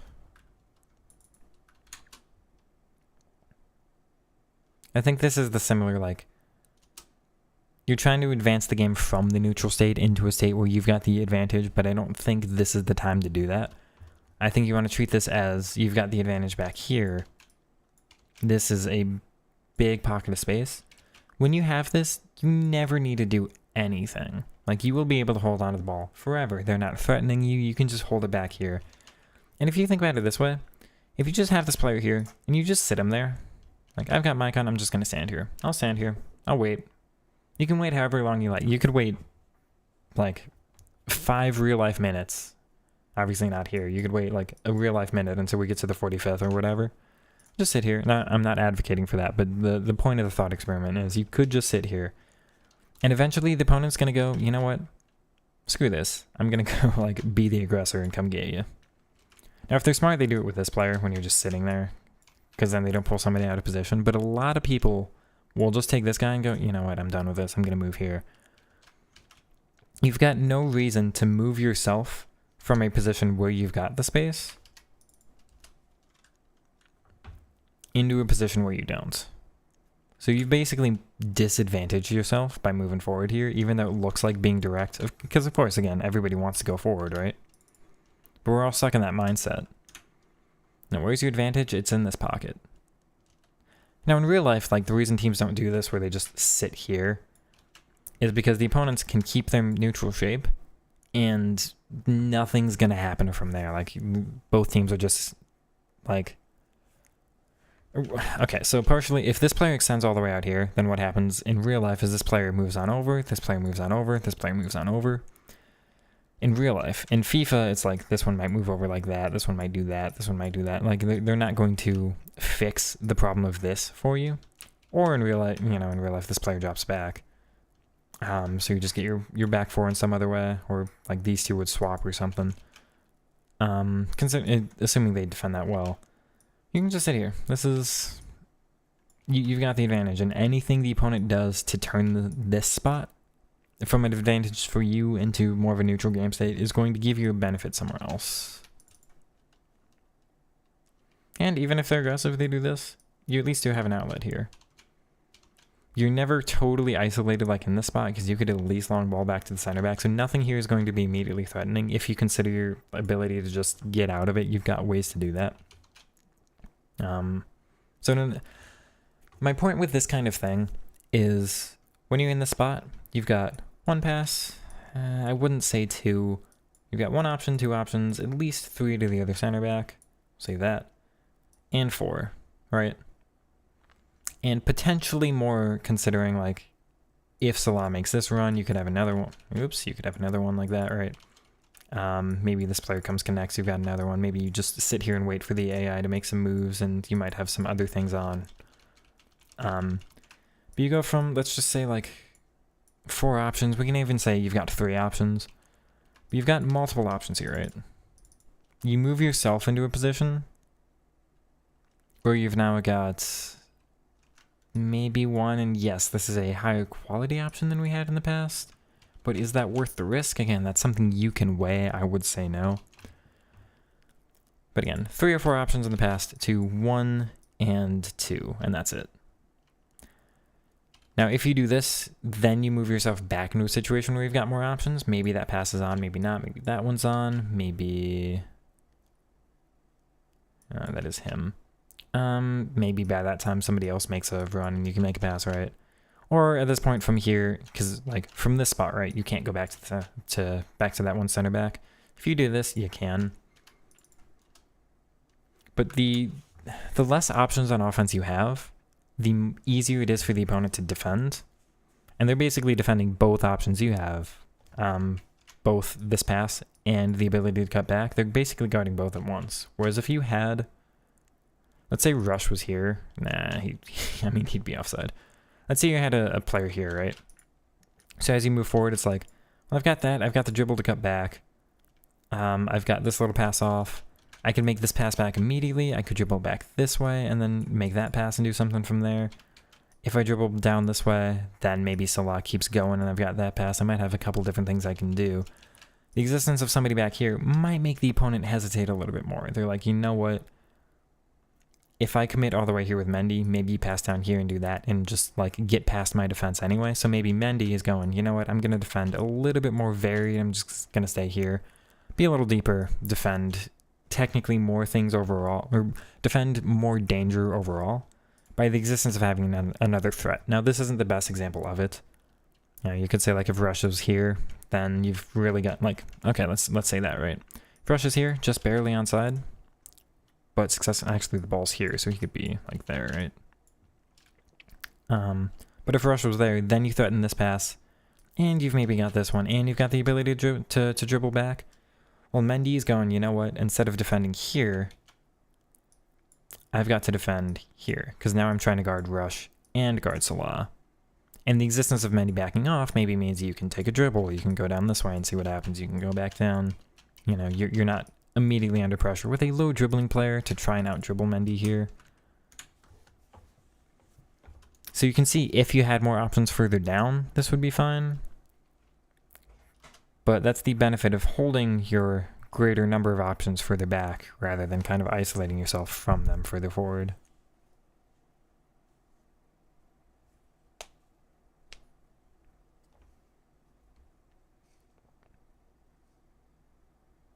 That's all okay. The existence of that run is threatening, so I understand moving Kanate over. It's not perfectly defended. This pass is actually on here. The opponent doesn't go for it. But of course, you don't want to just guard this one because then this pass is very obviously on. So doing this and conceding the less dangerous option here is perfectly fine. That's the right thing to do. But just for anybody confused about that in chat, like when the opponent has, as we were talking about on the other side of the field, when the opponent has multiple options, there's no point defending the less dangerous one when they might have just a threatening goal-scoring opportunity. So you always want to defend that goal-scoring chance first and just concede, you know what, you'll do this. This might guarantee the opponent progression down the field, but that doesn't guarantee a goal-scoring opportunity immediately from it. So you just say, hey, go ahead and take that option. We're going to set our defensive shape just up deeper. Probably when you're back here, just buy a little bit of time, wait for everybody to track back, get back in your neutral defensive shape, and just defend from there, which is of course better than immediately conceding a shooting opportunity. Now, this might actually be a little more threatening than I was giving it credit for.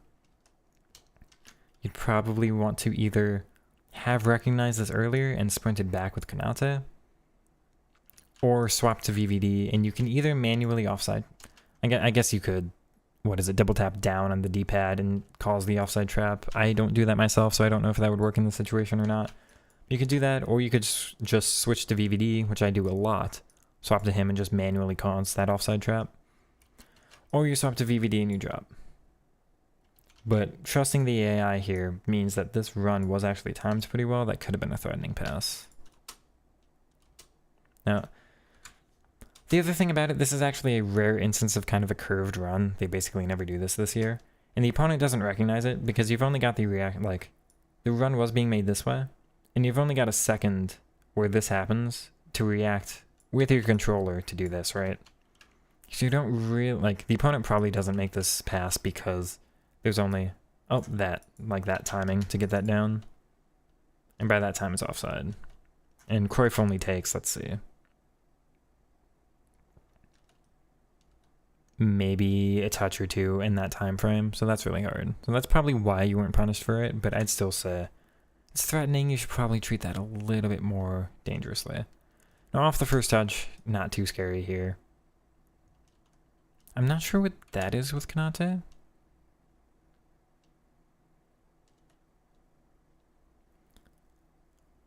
This, if you want to corral, that's fine. But you have to corral from a little bit closer, because corralling doesn't really work when there's just a ability to get behind it. So you'd either have to be there, maybe switch manually to Mycon if this is really what you're worried about there. So you've got to manually position there, make sure that option is gone, then to take away their other option. And the benefit of that as a defender is the same is the inverse of what we were talking about on the other side. So if the opponent had 3 options, you take one away, they do nothing to generate an additional opportunity. They're just kind of maintaining that neutral state while you've subtracted 1 from them. And you take a second away.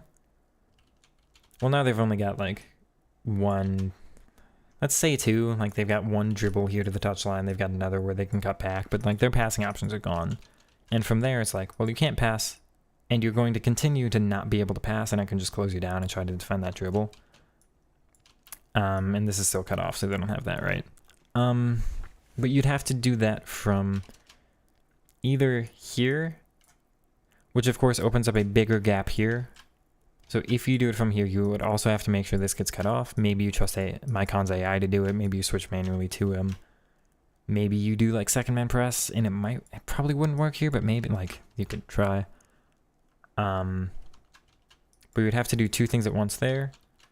You'd have to just close them down and say, hey, if I'm here, you've got no passing opportunity, right? Or you swap to VVD and just guard that run again. Or you say, you know what? I'll just guard back this way. I'll stand here, I'll stand back here. I'm not even going to bother too much about dribbling, facing up against you. I'll sit here. You can do all this, and by the time you reach up here, I'll just defend you from this spot anyway.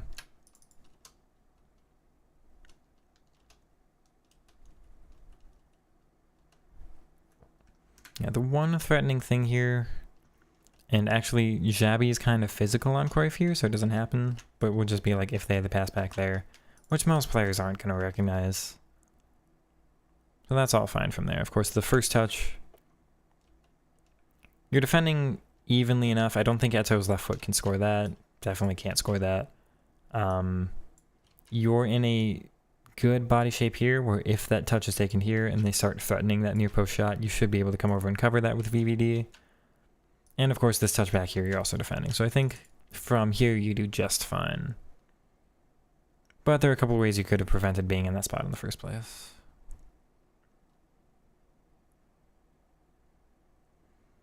I will add, once again, the caveat of Alex complained that the gameplay was definitely very heavy here, so some of these finer movements we're talking about are just harder to perform in-game.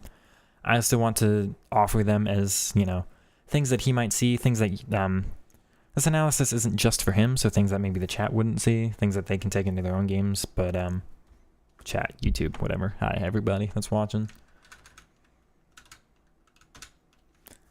Yeah, this is all much easier in analysis, of course, than when you're in the flow of the game, when you've got so many things to consider, when you're letting your emotions get to you a little bit, when maybe you've played for a couple hours and you get a little bit tired. And of course, there's other factors. So we're looking at this just in isolation, which I try not to do in like my one-on-one coaching sessions, but without a wider sense of, you know, where this game places and Alex's kind of normal gameplay. Yeah, it's a little bit harder to do, but I do want to add the caveats in every once in a while of nobody does all of this perfect. A lot of times not doing it perfect doesn't mean doesn't lead to you getting punished. So it's not like Alex has to do every single one of my things. Of course, if you attacked every attack perfectly, you'd score every attack. So it's like nobody does that. Even pros don't do that. Even pros playing people who are a little bit worse than them don't do that. So like, take all of this with a grain of salt. It's not like listening to my advice will lead to the perfect thing every time, but the ideas I think are all pretty solid, pretty worthwhile, just considering. And again, if these aren't tools that you have in your toolkit, you're just kind of hindering yourself, right? The more things you have available per attack to pull out and give yourself an advantage, the better.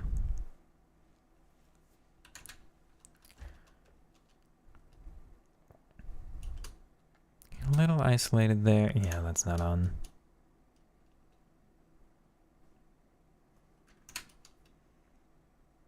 I see another thing you could have done. Now, as you move the ball down here, what's the numbers game? Well, this is a 2-on-2. Right? You could make this a 2-on-3 if you connect Harvey again. You could just go back this way. Maybe by then Robert's made that pass. You can do that. But this is just kind of getting you away from the rest of your support. Again, this is the main analysis here I would have is just as you take this touch from like this way and focus back this way as your body shape is facing here, you've moved yourself away from any other option. You could have 1, you could have 2, you could turn into this in half 3. You don't really have as many here. I mean, you could try right-footed pass with Barnes. I don't know if he's good enough to do that. I haven't used him. But facing this way, you're basically just communicating. I've got 1 option, maybe 2 as a dribble. If you stay face up this way, then you at least keep the opportunity to turn this way and make that pass as Robbo completes it further down the line, because of course a pass from here would be much more effective than a pass from here. That might actually lead Robbo to getting in behind. And the sooner you show your hand to your opponent, the sooner they turn to defending this.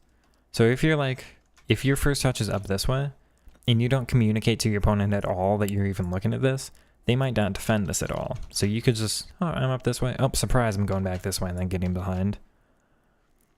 If the opponent does just hard commit to defending this anyway, you might be able to press L1 on Harvey, make a pass there. You could do dribble in this way, do a little give and go. None of that is what I would actually do in this situation. Now that's lucky. So we could, I don't want to harp on this too much, but just complete your dribble further away from the opponent.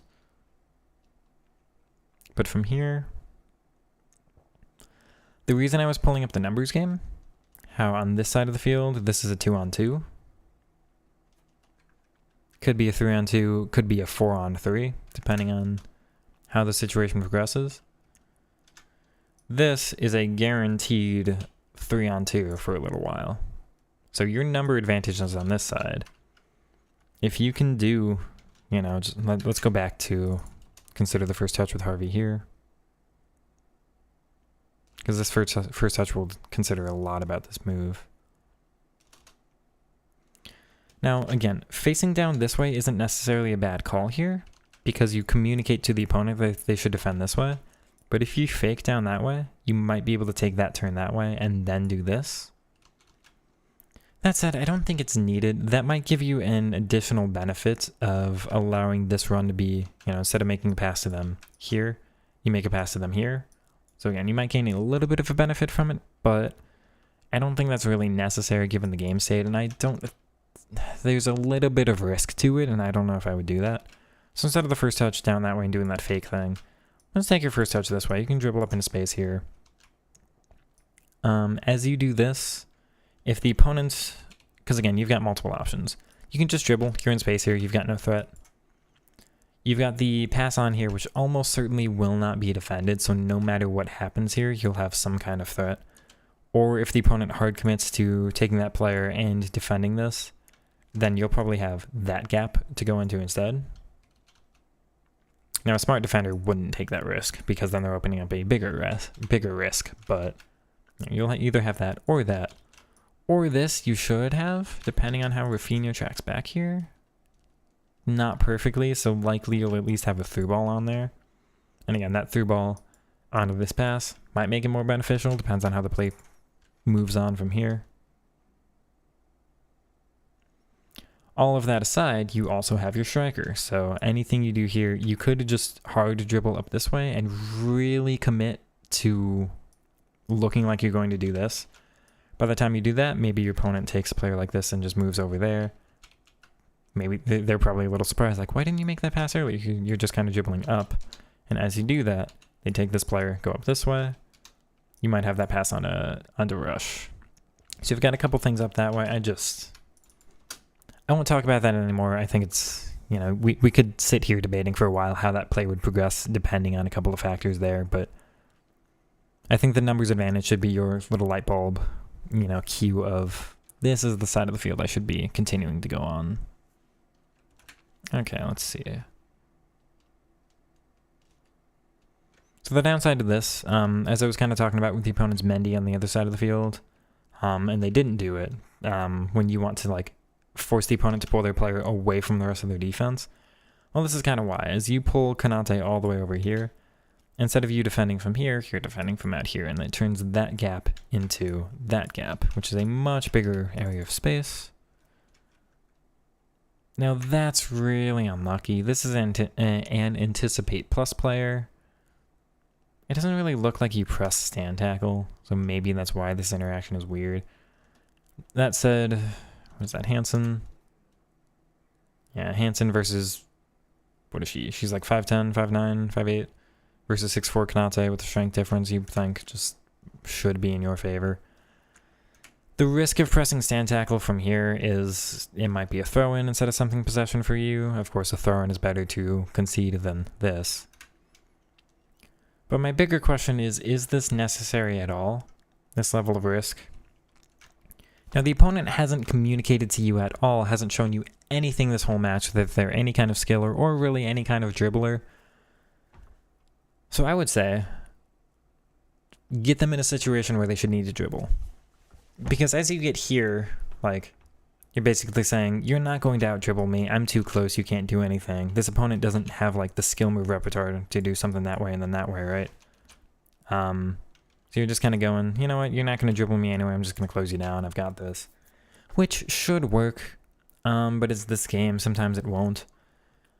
Again, I don't want to criticize too hard because this just kind of sucks, but if you just, instead of doing that, if you just defend here, you're face up, you just communicate to the opponent, you know what, you can have all of this space.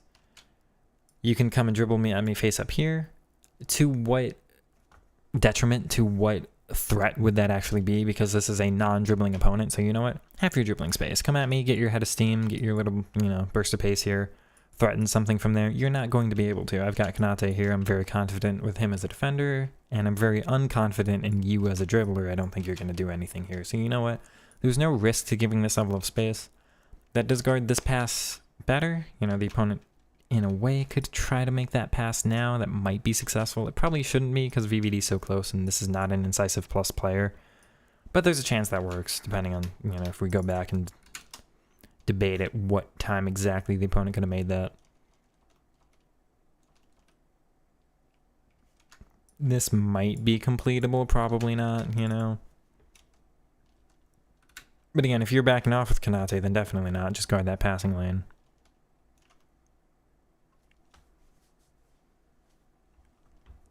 Now from here, you guard the pass. Now, for all of that talk of me saying the opponent's never been a dribbler this whole match, they do their first dribble. That happens. That's just a thing that's a thing with tendencies. Like, if the opponent shows you more of one thing that they're going to do, the more beneficial it becomes for them to do anything else, because you get so trained to defending the one, like, mechanic or the one play style that they have. The one time they pull something else out, it is a big surprise, so... Step overs would probably catch me off guard here. Of course, you're reacting a little bit late considering all of that. You're probably a little frustrated, but if you can switch over to VVD at this point, then like you'd have time to just close this down and prevent anything from there. But it's 8:33 here. You don't switch to VVD until around 8:34 to 8:35. And that little extra second of a difference might be the gap there too. Now this is very neutral positioning. If you want to defend this better, what I would say is cut this down immediately. Your first dribble should be this way, or your first commitment, your first move should be this way. Try to do that first and then defend very hard from there. Because if you cut down from this angle, the pass is guarded the entire way as you're closing him down. Maybe he's advanced a little more this way, so instead of going here, you're going here, right? But as you're just kind of staying goal side, you block that pass the whole time staying goal side. There's a little risk there. You're basically saying, I don't think Eto is going to be able to score that from here, and by the time he gets to a spot he can score from, maybe here instead of here, you know? As the time he gets to that pass, I'm able to get back and cover that again. Or maybe Eto just kind of goes this way and you've delayed enough where Konate gets back in, you've gotten back into your defensive shape a little bit better. But as this is basically you defending neither thing and then committing to one at the end, which allows the opportunity for the opponent to do the other thing. This is a little bit of a gamble, like 50-50 one way, 50-50 the other, and you don't like those odds as a defender. So instead, let's go back and make sure that there's some good timing on this. Now, part of that would be fixed if you switch over here. Anytime after this moment, if you switch to VVD. But at here, yeah, because this is not a scoreable shot. So that's not something that's going to get past Allison there. Maybe a shot by like here would be able to, but this one, no. So immediately, if you can go this way, I think you'll be just fine on defense here. But you kind of linger, and then you gamble on one option, and that goes against you. Oh, we have an immediate kickoff counter.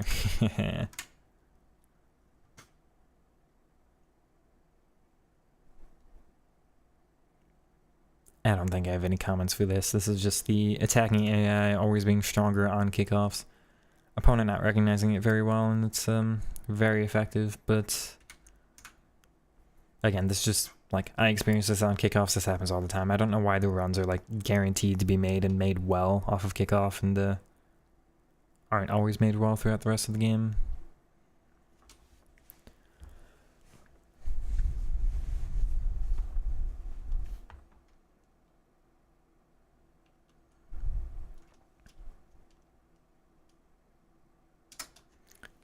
Is it just me, chat, or does Alex and Steve, but especially Alex in this game, is there so much more space in these matches than there ever are in mine? Because I don't have any of this, I swear, when I'm playing. maybe it's just that much different in analysis, whereas when you're actually in the game, it's like the speed of the game gets to you much more, but this feels like a wild amount of space to me. Let's actually go back. So from here, that's interesting. The only reason that pass is completed is because it's a short little lob pass. That's too aggressive from Kanata.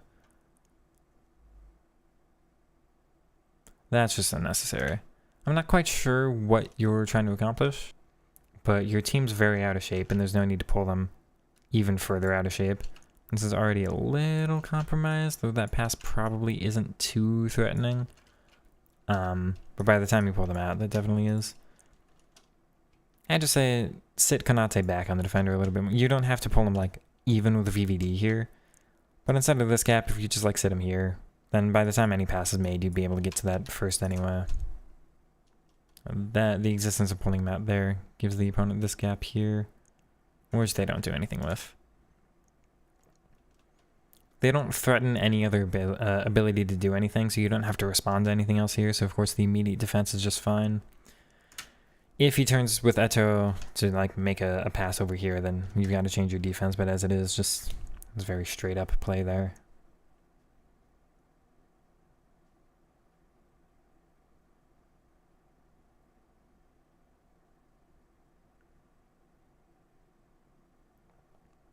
Interesting.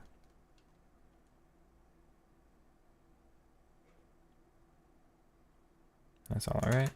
Let's see. That's much better defending. This is a little more of what I was talking about with the other play, where you just guard that immediately, so you take away that option for sure, and then you're able to defend from there. They just go for it anyway and play right into you. Now that's an unlucky bounce. It happens this year. You get it back.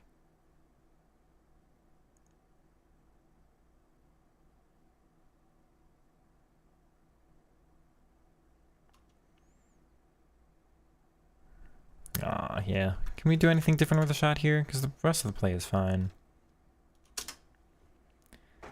Get off FC and go do something with your life. I am doing something with my life, and it's being a content creator.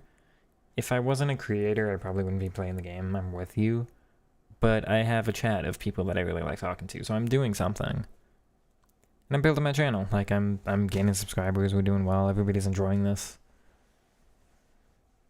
I don't have, like, if I could turn this channel into this successful immediately of a channel for a different game, then, like, maybe, you know.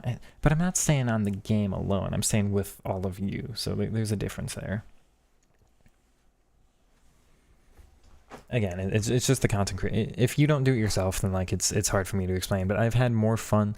I've had less fun with FIFA ever than this year. Like, this is the least fun I've ever had on the video game, but it's the most fun gaming experience I've ever had. It's I spend this long on games anyway. I'd always play like for a couple hours. This is the most fun I've had blocking off this much of my life towards a video game ever before. It has nothing to do with the game, but making content is very, very enjoyable for me. And I'm very new to this. Maybe that doesn't continue. I do really hope it does. I think it will. If it doesn't, we'll have that conversation. Maybe go find a different game. Maybe I make different kinds of content. Maybe, you know. But as it is, I really enjoy what this is. It does suck. I'm doing my best to make it not suck, but I wish this game was better. It's not my favorite. This is a lot of analysis we're putting into, like, a game that isn't perfect, but this is how we have fun. Sometimes people just have fun in different ways. I did want to comment on Steve's, speaking as a coach yourself, it's excellent. Alex is a good player, but there's tons here to hopefully lift to another level. And that I love to hear. Because this is the way I look at things, and I'm not looking at it very holistically. It's like, I'm only talking about a ground game, I'm only talking about like possession and control and, you know, some dribbling moves here or there, but I'm not even really talking about dribbling, I'm just talking about like keeping your options open and then being able to select the right ones from there. So I feel like it's almost a little bit of basic analysis, but a lot of people don't even see this when they look at the game, so I think it's helpful. You think we can Excuse me. You think we can get Nick on? He's got like 500,000 subs. He'd never go. That'd be great. I'd take the exposure, but I don't think we're quite at that level yet. Maybe Steve has contacts, I just don't know. Do you think you could do something else than playing a video game for a living? I mean, yeah. I have another job and I feel fulfilled from that. Like, I feel like I'm helping people at my other place of work. So I come home and I also feel like I'm helping people because we're doing, it's not just like you normal run-of-the-mill stuff. I'm trying to do some analysis and help out the community, make some tutorials, all that stuff. That's what makes it worthwhile for me.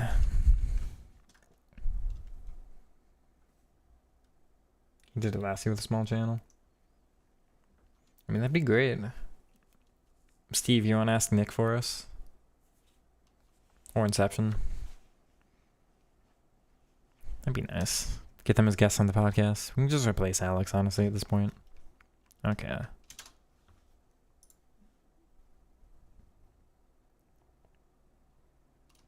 It's very poorly defended. We've talked a lot about with Alex on defense of just no need to take that risk, but this is the benefit of making that threat because the opponent's in a lose-lose situation here either way. So this is great play. Either the opponent backs off and just hard commits to defending that run, in which case you have space here anyway. Like, you will not lose in that situation. Or they don't commit to defending that immediately and you just get in behind. So these situations are great because either you get major success or you get minor success. There's no losing here for you. This is the stuff I really love to build. You get that threat. You just maintain your options open. You get one of them to be threatening. The opponent has to do something to defend it. Or they don't and you just take it. But like, even if they do defend it, you've got other things already available to you. You'll have enough space here. Even if you got to turn away and just build your attack from there. But you're going to have at least a second or two here on the ball to do something else with.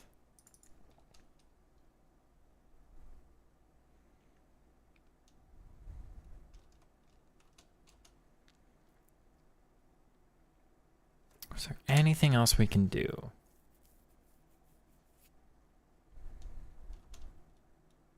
So the across the body shot from here doesn't normally go in. If it's from like here, it might. If this is a Trivella, it might. I don't know if Barnes could Trivella this at all. Near post I don't think is on. We don't have that pass from here. Although you could try to spam that through. I don't think it's going to work. Why is he on the ground? Is there anything else we could do from a second before?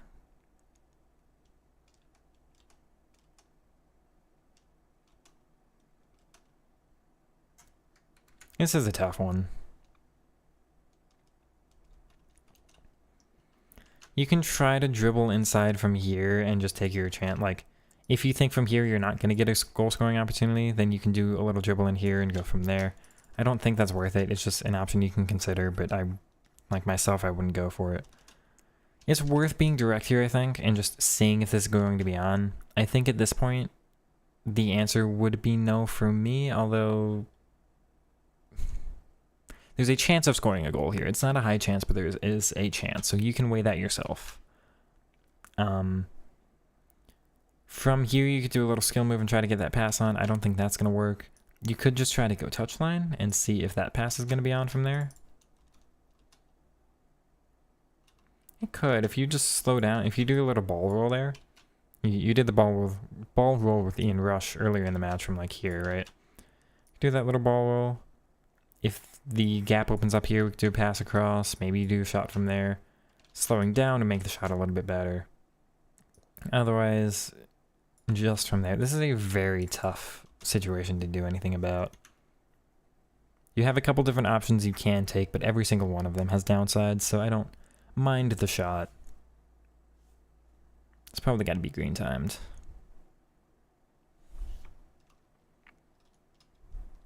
Let's see.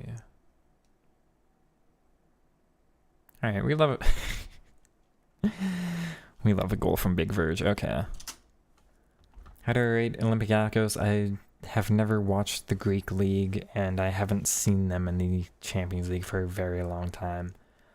I could not name a player on them right now. I'm sorry. I've got no opinion.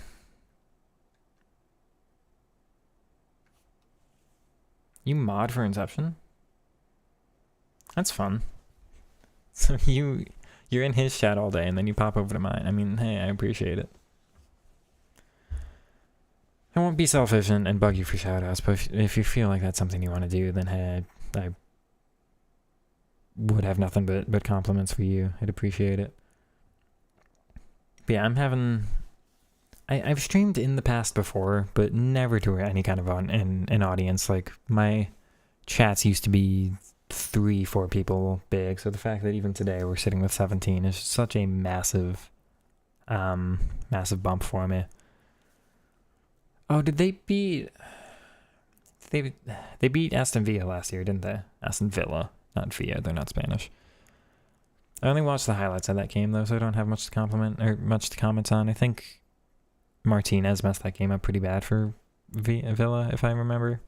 Not sure, though. I don't have much time to watch footy anymore. Like, I haven't even watched the past 2 Dortmund games, and I'm a Dortmund fan. I spend too much time streaming to watch footy. Doesn't stream as much. Yeah, no, you're fine. I mean, big compliment. I think I've got a mod of Inception who's also sitting here for me. We make somewhat similar content for when he's gameplay focused. I would love to see him do a review like this if he ever felt up for it. Or like him and Nick review each other's games or something.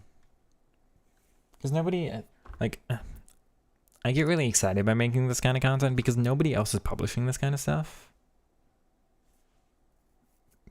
The fact that he's a rank 3-2 player and still only Div 1. I don't actually know what you mean. Do you think he should be higher ranks or lower ranks? You probably mean he should be higher ranks, which I would agree with. I don't know why they gatekeep rank 1 weekend leagues so much. I think more people should be able to get it because, like, it's a garbage competition anyway. I hate the matchmaking we have for it. My stream has his old school vibe, yeah. Steve was comparing me to Air Japes the other day, which I definitely agree with. Japes is kind of my major inspiration, and Inception's probably my second for, like, FIFA content creators. I miss Air Japes, like, FIFA 15 or FIFA 13 content.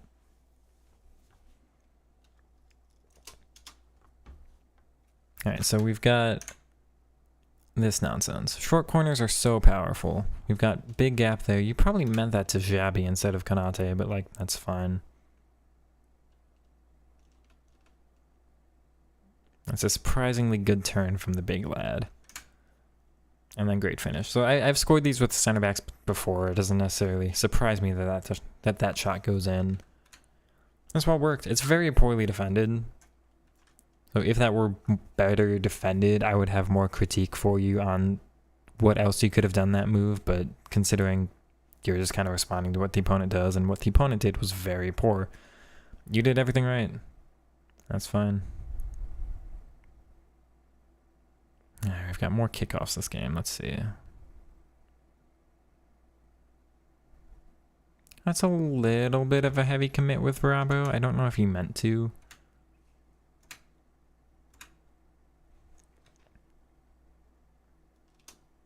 So I talk a lot about shape on defense, because when you're here, let's say you've got your 4 players in your back line, right? And you turn this shape into like that shape and you pull one of your center backs out, then that's a massive gap in the center that's pretty easy to attack. But when you turn it into, let's say, like that shape, that's fine, especially if they don't even have a threat out here. Now, the existence of a player here means you probably don't want to drag that player out. Even if they do get here, it's not the most threatening position as they're here, like if they get closer to the touchline, but that's, you know, risk you can weigh one way or the other. But if there's nobody out here, then like pulling the fullback out doesn't leave any real disadvantage whatsoever. Pulling the center back out absolutely does. So this I like. I'm very aggressive with my fullbacks, because what are they going to do? There's this space and nobody to attack it. But if you pull the center back out, well, all of a sudden this player's making a run there. So Maicon up, perfectly fine. Gravenberch up, you're hoping for a tackle. You're being a little bit risky. You're saying like, hey, I want the ball back here. If I don't get it, then, you know, you accept that you might have a weakened state of defending further down. But you can trust yourself to defend it from there, and that's fine. It's kind of a 3-on-3 here, so this is a little dangerous, but there's nothing immediately here that's too threatening. It's just, you know, you'd see how the game progresses from there. But this is what I was talking about. This is risky. As VVD, normally he makes that tackle. Just didn't that time, but again, that's a risk you've got to weigh. I imagine the opponent's meaning this to go to Puteas there. Yeah, I don't think... It's one thing... Because you just want to say goal side. So it's one thing if VVD stays here, because there's no immediate, there's no immediate through ball through or anything. If you stay here, that's fine. Even if you want to make your tackle, just make sure you stay on this side of the opponent so that when they turn like this, you can react to it and stay goal side still. And anything you do from here is just buying time for the rest of your team to get back. So that's perfectly fine. I don't mind the step up here because there's no immediate run being made through either. The problem is just that you commit and then they're able to get through. So that's the problem there. Now the opponent could threaten that. I don't know if Eto's passing is good enough to make that, but it is a little scary. They don't go for it, so we're not going to talk about it too much. I'd probably just try to be a little more flexible in my defending, considering they do have that. This all I think is pretty well done. The only comment I might have is your midfield two are in kind of a weird shape here. I'm not sure what they're doing. Shabby I'd like to have in line with Gravenberch. Not that I would suggest moving him back there. You know, any amount of time the ball takes to get over there, you'd have time to drag somebody else there anyway. But maybe just get somebody else and get your midfield line of two. I don't like the 4-1. I don't know if you're playing a 4-1-4-1, but I don't like this on defense. If these two were a little more connected, that's one thing, but this shape I don't like, because then this leaves a big pocket here. Now you almost turn this into a 3-2-3 by pulling Robertson out, which if you want to commit to defending like that, that's fine, but you'd have to connect Konate at some point and then make sure VVD's guarding Eto enough. I don't think you're trying to go for that, so I just keep Robbo more neutral. You know, if you stay here and the opponent's like, well, they've got this, is that really that much of a threat? No, I think you've got chances to defend that from there. If the opponent stays in this shape and they get this pass on, is that the most dangerous? Shouldn't be, because you've got two defenders really close, should be able to close that down on the first touch there. So what's the harm of Robbo staying a little bit more neutral, able to react? I think you're in the react state here. You just need to wait for whatever the opponent's going to do and go from there. I don't think you're in the advantage state on defense where you're being the one who should be the aggressor and forcing the opponent to react to you. I think just stay more neutral, because this allows them to get into a little bit more threatening of a space. There. Now they do literally nothing with it. This would be a little more threatening if Puteas was here, because then that pass can be completed, but there's no pass that can be made there. Opponent runs out of options by taking that greater threat. So from there, it would be a little bit more scary if they did like around that way, but for all the criticizing I did of you pulling Robber out, the opponent's AI did nothing with it. If their AI decided to do something, you'd be under a little more trouble. It looks like you might be in a 4-1-4-1 now. I don't know if you played that the whole game or if you swapped to it at the end.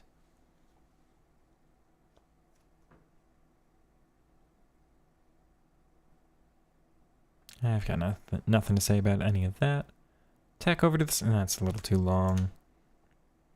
I think you just show the opponent your hand. It's like you tech that whole time and then you keep teching and they're just expecting you to keep going. So it's a pretty obvious thing to defend. It's a little more effective if you start with tech and end with something else. Power shot fake. Overlap is fine. Interesting. Okay.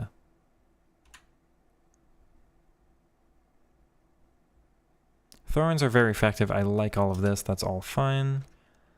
He's a little far away, so maybe you just want to keep the offense turn with rush here and try that pass instead. Just for greater directness. Because this alleviates the pressure a little bit, but then you've got more options. It is kind of up to you which one you want to weigh. As the opponent does decide to be aggressive, I don't think they have any need to. So this is a risk that they're taking, but as they decide to be aggressive with Mendy, that does open up space on the outside. I would have been incisive here and tried to get more in behind. Not that I want him taking that shot there, you know, low shooting right backs, but I just think this would be a better space to attack from. So if you could do anything, maybe precision passes we talked about on stream of just getting further down. As it is, this touch does work. The opponent's very aggressive once again. They should be a little more neutral here. You know, they could defend a bit more out here or a bit more out there. I think either would really work here. If you defend here, you've got to make sure you've got to have the sprint speed. So they basically make sure they've got the momentum to cut back here if need be. Defending here would basically allow this player to step up a little bit more, I think. But as they're aggressive, or as they're kind of neutral and then just turn aggressive and you step inside them, then this is obviously a great option. Now, you've mentioned precision shooting and that you're experimenting with it. You've not really used it before and you're getting used to it. I think this is just you not being used to the left stick accuracy actually being that accurate. So this shot will be better for you eventually. This should be a finesse with his left foot, but I'll let it slide a little bit. I think you're a little lucky for all of this attack to have worked like it, because the opponent could have made a tackle there and doesn't, and could have swapped to VVD and made a tackle and doesn't.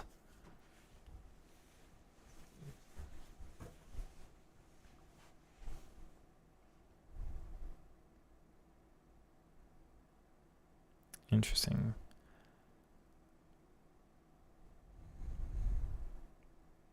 Ooh, okay. There's a lot to talk about there. First thing I want to say is, bro, this would rub me so, like, I'd be so upset here. Look at Xabi Alonso from this point. Standing, calling for the ball. He's like, got his arms stretched out. Give me the ball, give me the ball. You're just standing there, man. This sucks. This is such bad movement. No, he's accessible, like it's fine, because he's just in open space.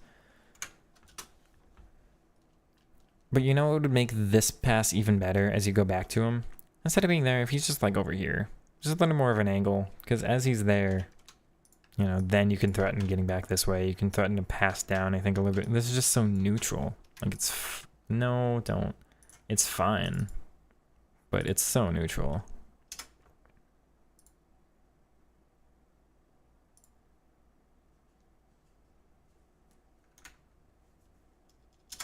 Now, what else could we do here?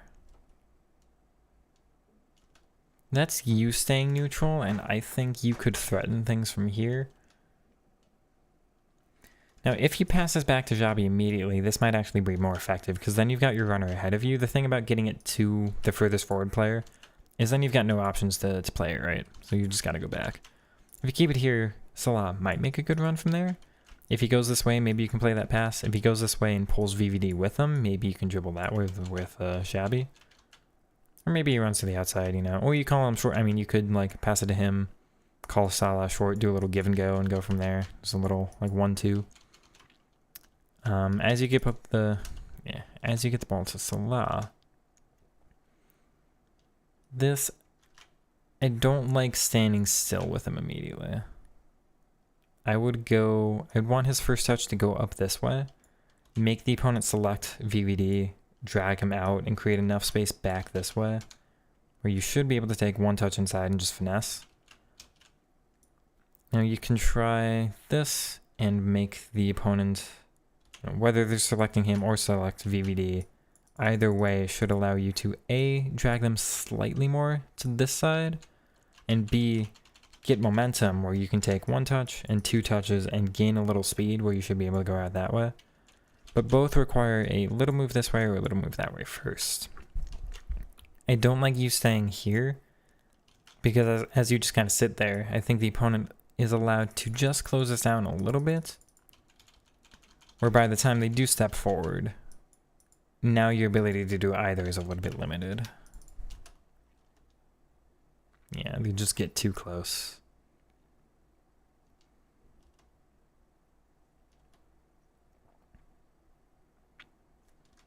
And this is some interesting decision making from me. It almost works out for you, but then you don't have anything open. This, I would just say, recognize that your option is actually back here with Xabi and just restart your attack from there. Maybe you'll have this oops, maybe you'll have that pass, maybe you'll have that one back on again. Rush isn't quite open enough there. Now you do have this pass on. I would do that and then another pass over, or you do it from here, little touch down, try to get VVD to commit over and then make that pass even more open. That's the one I'd probably recommend the most. That said, I don't think I'd even take that touch forward there, personally. I'd just maintain this shape. Maybe you'll have one of those passes over from there, depending on how the attacking AI develops with you. But you can also threaten going up this way, try to get them to select that player, and then open up that gap more. I think this is the same thing we've talked about a couple times, where you've got the space here, there's no immediate tackle coming on you, nothing you can't react to. Keep your space and threaten something before making your move. The opponent's in their flat shape. Anything you can do to pull this out, even a little bit, it doesn't have to be the massive gap. But even if this player shifts a little bit more, if this one comes up, maybe by the time you do that, then you'd be able to get behind there without this player committing over. Same idea if this player steps up a little bit. Same idea pretty much across the board back there. Maybe you just kind of stay in the shape a little bit, and by time for one of the runs made off of you to be a good run. But as you kind of step forward into them right away, you take away most of your chances from you. So you've got a couple things you could do, and then you've got like 2 things you can do from here.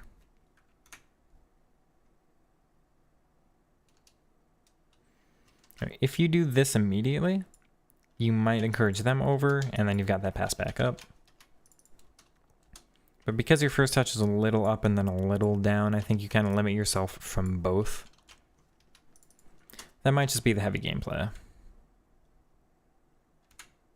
So I don't want to criticize the touches that Ellie is making because it could be heavy, but I think decision-wise, you limit yourself from a lot of your options here, and you go for one that isn't super strong right away. That's a little forceful. From here, I don't have anything to say about that. I mean, opponent. These do suck. I do this all the time as a defender. It's like, well, I just want to press X and clear the ball, and it's just a ground pass that goes right back to the opponent. I mean, yeah, you could have cleared it, but clearing the ball feels so bad in FIFA. I don't want to just give it away again. But yeah, great first touch. Salah's great there. Left foot, that's all fine.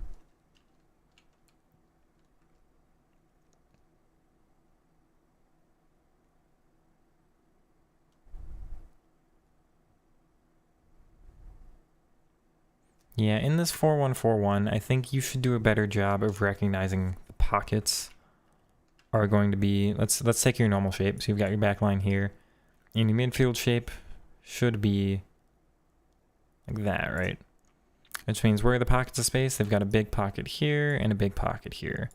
They've got somebody in that space, so this is threatened, which means I think you should do a better job of just covering that.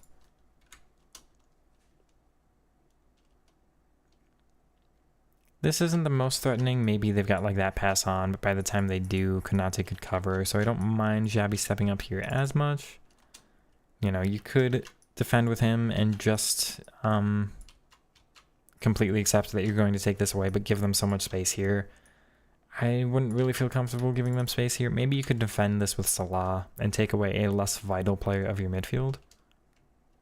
Or switch to him and defend that instead and say, hey, if I pull this player out of position, you gain this space. I care about that less than the space in this space, so you could do that instead, but I won't criticize that too much. There's another thing you could do, but like I do that all the time anyway. This one, though,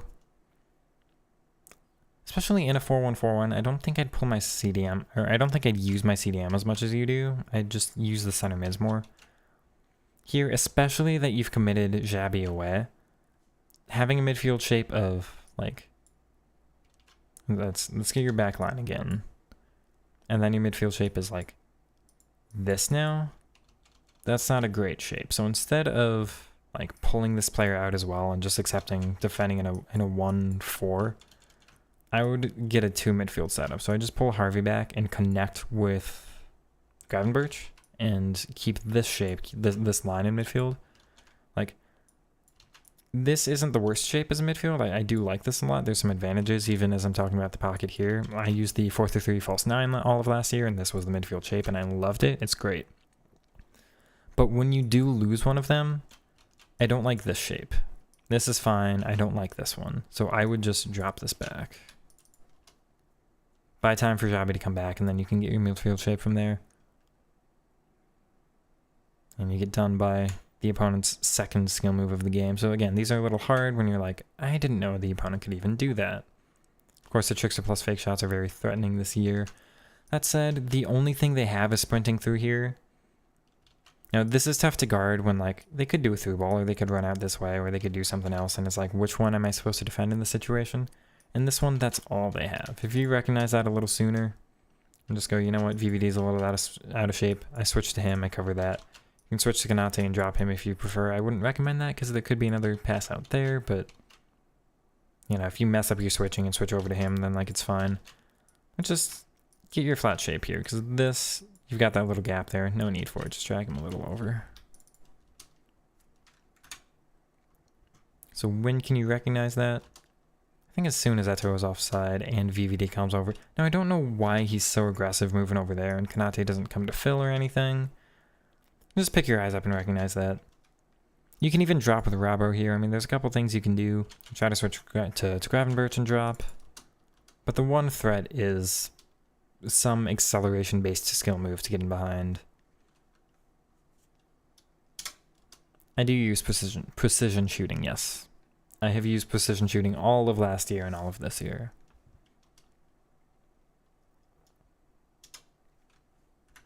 We lose the ball on kickoff there with a very... you've got to be sprinting there. I don't I don't even know what that touch was. Whatever buttons you use there, don't do that again.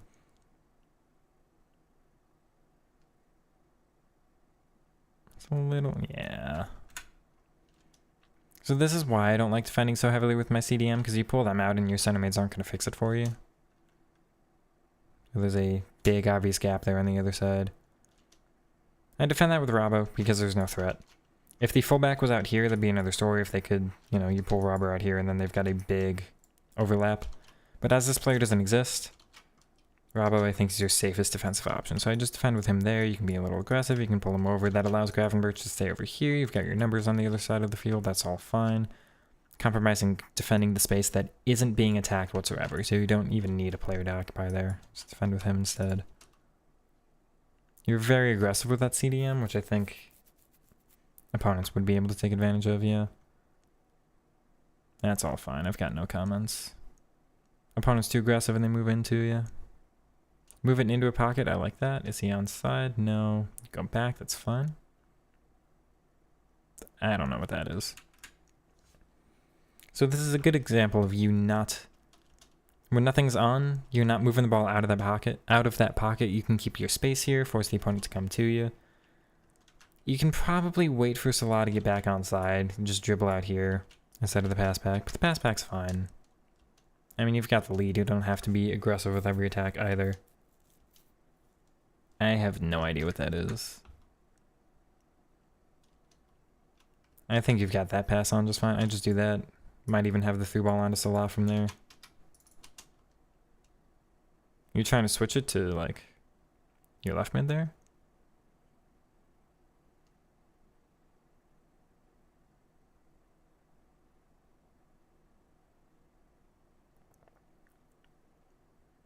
Now, I do want to say, like, this is good to play from Alex. He's got the lead. He's played pretty well in this game. There's been a couple silly moves.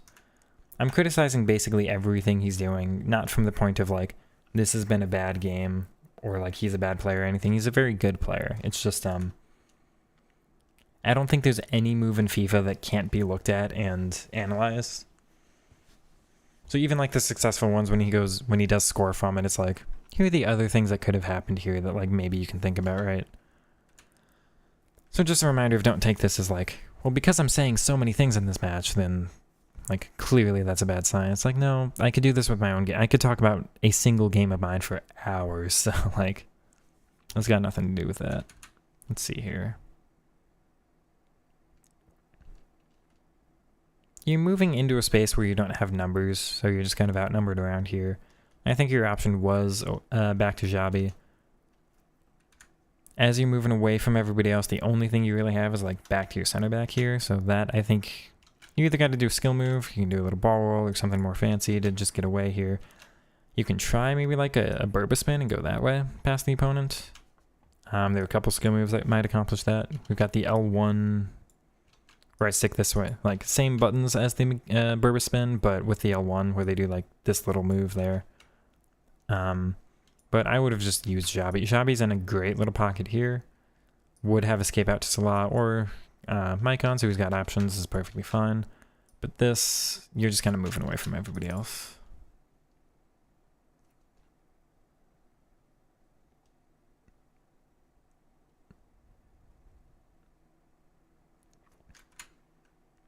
Yeah, same criticism there. You're just kind of, once again, moving into everybody else, and you're playing into the opponent's default defensive shape. Do something to pull them out, and then you'll have the opening there. That's fine. Heavy pass leads to heavy first touch. I think if you're aware that this is going to be a heavy first touch, then you can take it a little further away from the opponent. Just face up. Take it that way instead of this way, right? You take it that way, you've got like other things you can do. It's just... not that I like that. I mean, any professional footballer should be able to take a first touch there. It's just how FIFA is. What a touch that was from Rush. And that's perfect. He's not going to be that... he is fast enough. Shame.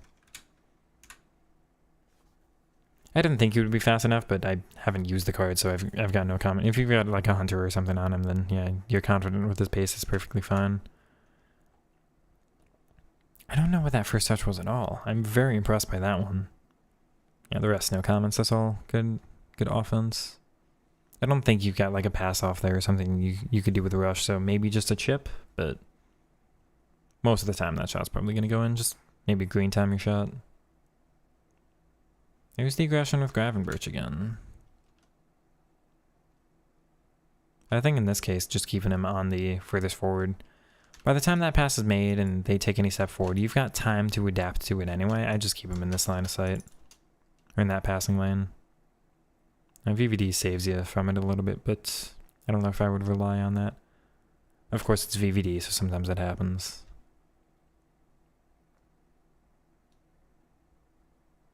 That's all well done.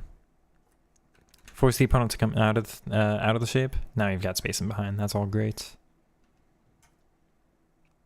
That's good too. They've pulled out of shape. I think you get this a lot in FIFA, of course, at the end of the game, where they're going to be a little more aggressive, so you've got more spaces you can attack into. This is you, again, we've commented on this a couple times this game, you moving from a space that you controlled into a space that you don't. Now, of course, sometimes if you can encourage the opponent to defend that space really hard, like I might do this with Neymar, because I'm really confident with like a skill move to get out of it.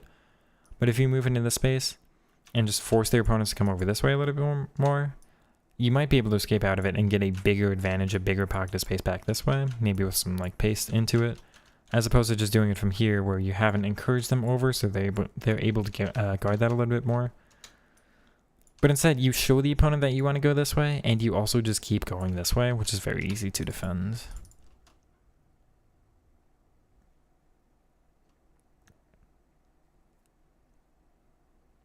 Yeah, I like that aggression. Very little you can do when a center back's sprinting at you, that's perfectly fine. And even if they got past the center back, I think the fullback was close enough to defend. Interesting, Salah. That I all like. I don't know if you're holding something with his dribbling here. This looks very weird. First touches this year are rough. You just got to kind of take it away from the opponent. This amount of space last year was fine. It's not this year, so you've just got to have an even bigger gap this year. What an interception, though. No comments on the rest of that. That'll be the end of this match. I would love at some point to do this again. Maybe see if we can get another game where both Alex and Steve feel like they're implementing some more of this, and we can comment on that from there. I do plan to do this with some of my own gameplay and with some of yours. We're going to talk about that here soon. But once again, these are my two podcast hosts. We're at The Foot Show. We've got podcasts every, I think it's Monday and Thursday right now. There's a gameplay pods Thursday. We've got content pods Monday. Do highly recommend you check that out. There's a Twitter. I've got my co-hosts in the description and our link to the Spotify podcast in the description. You can find the others from the Twitter as well. And yeah, this is just I've really enjoyed doing this. Everybody's taken to it really well. These I'm working with two top guys who are doing it with me. And I felt like doing this little, like, I guess celebration, you know, something like that kind of goes along with the pod to analyze my co-host gameplay, and hey, maybe they'll do mine someday or something. But yeah, I think there's a lot to learn here. I think there's a lot of good stuff with what they're doing, and it's very interesting for me to take a look at gameplay that's so different from mine, because I would never play my games like this. But not saying that like this is the wrong way to do it. This is a perfectly fine way to work. Perfectly fine way to play. You can see it works. And I like that, again, Alex has this like ground-based style, and Steve's trying to copy mine a little bit as well. So I like that we're all doing a similar thing, but with our own flavor to it. So yeah, really did enjoy doing all of this, and I'm looking forward to doing some more analysis from here on out. All right, what time is it? It is kind of late. Let me. Let's see.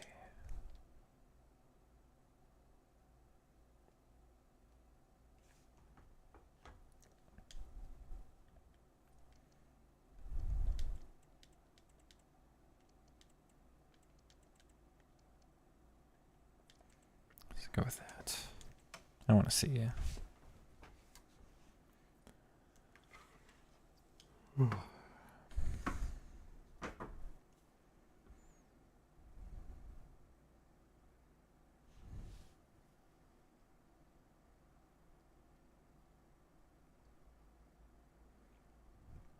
How we doing, chat?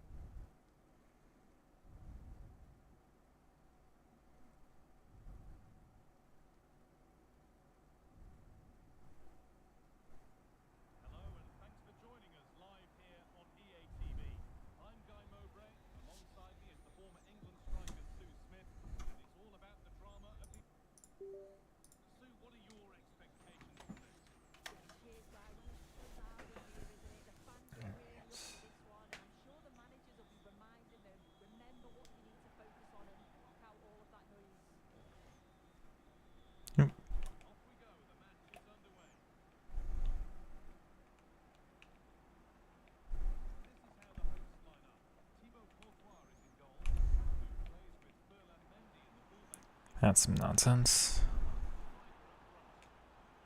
Oh, I forgot to change Stanway. That's fine.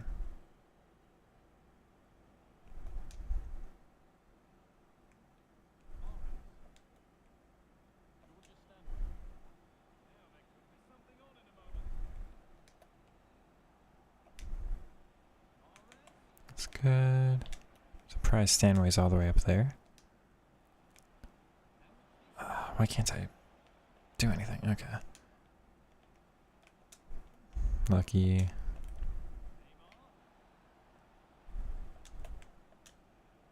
Aww.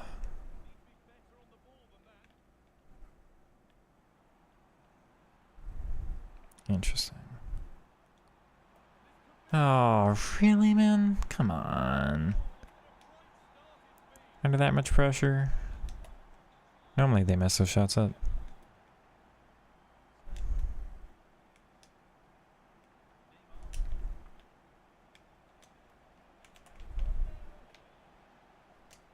Oh, that tackle doesn't make any sense, man.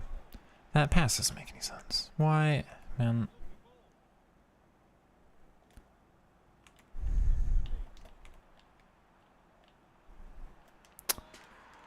Bro, come on.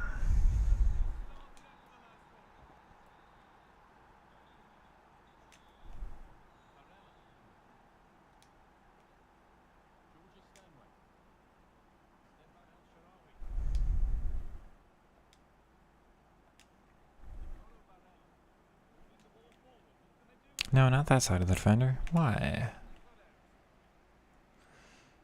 Bounces for you.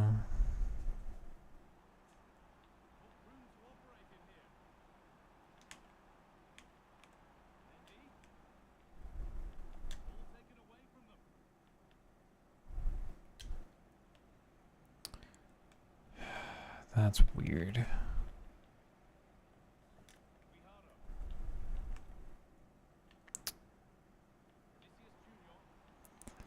Come on.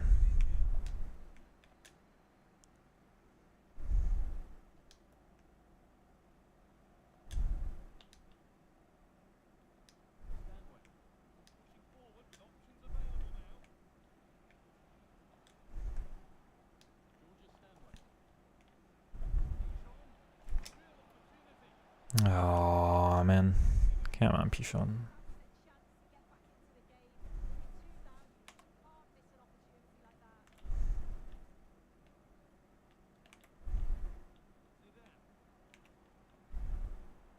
Good.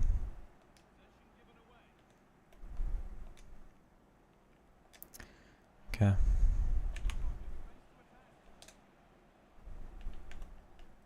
Alright.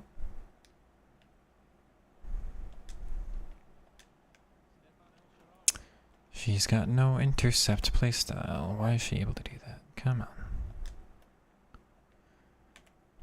He's got no intercept. Come on. Give me that.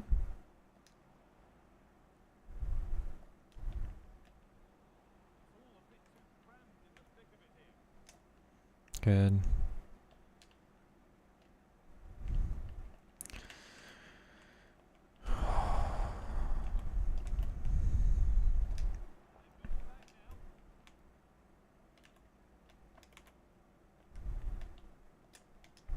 Okay.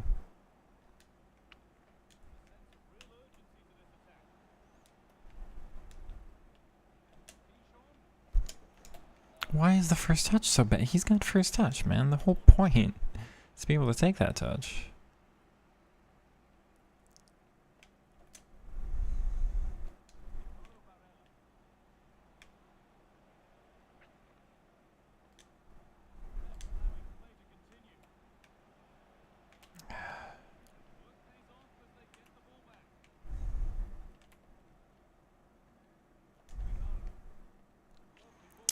Bro.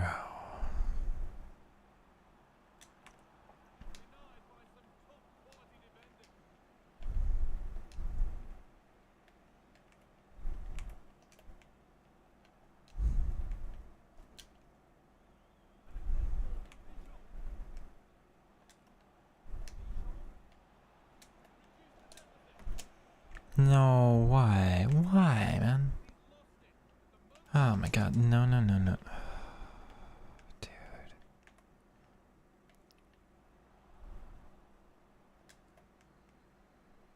It's gotta be a foul, man. No, what? Dude.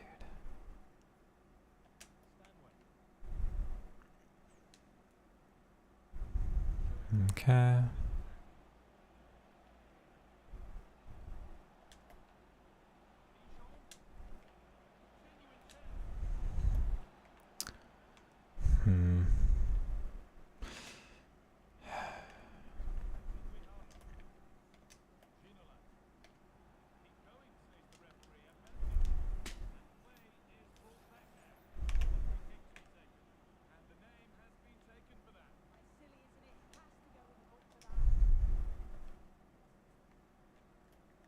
Damn. I don't know what's going on in this game.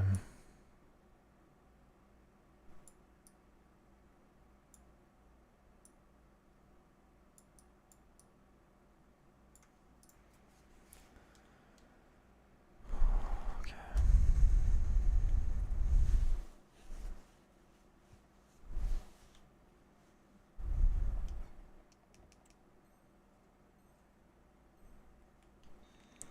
Had several chances. I should be able to do something in this match. It's just finding out which ones are actually going to work for me. Oh my god, no way. No way, dude. Bro.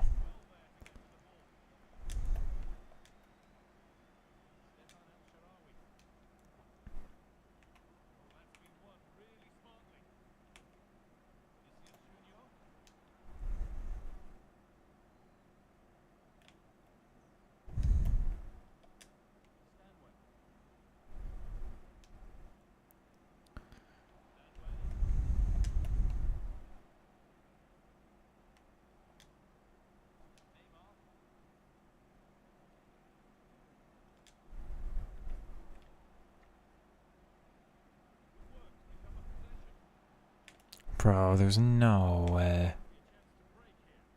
Nuh-uh. Nuh-uh, man. Screw that, dude. That sucks. That sucks, man.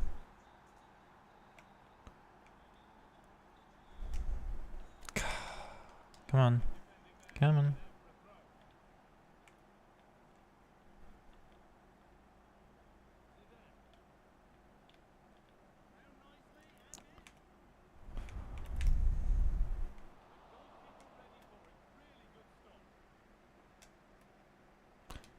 Okay.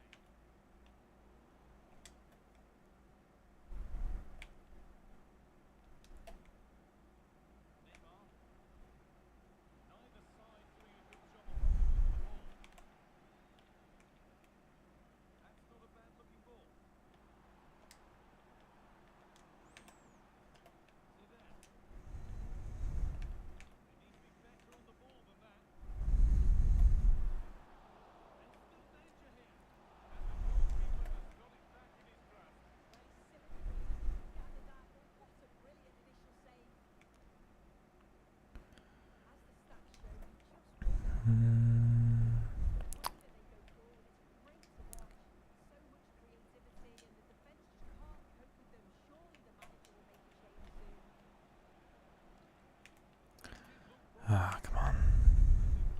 No game. How do I not get that?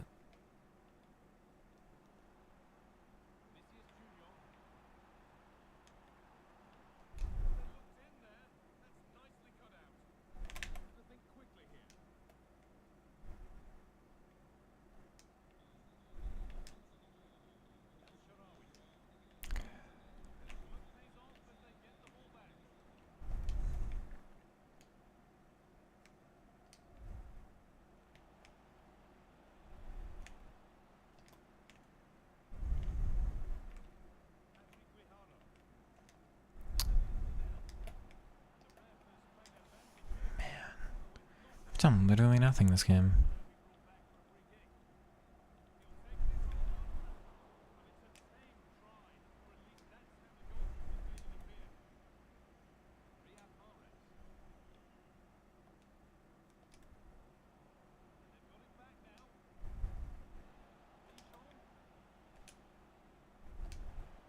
No, why is the run being made wrong there?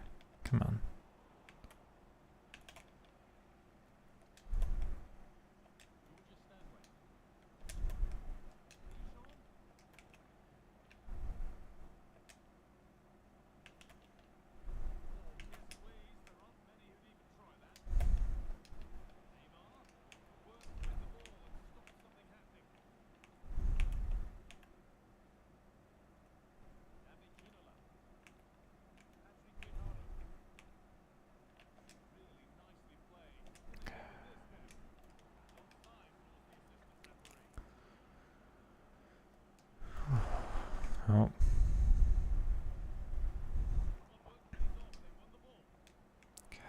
Come on.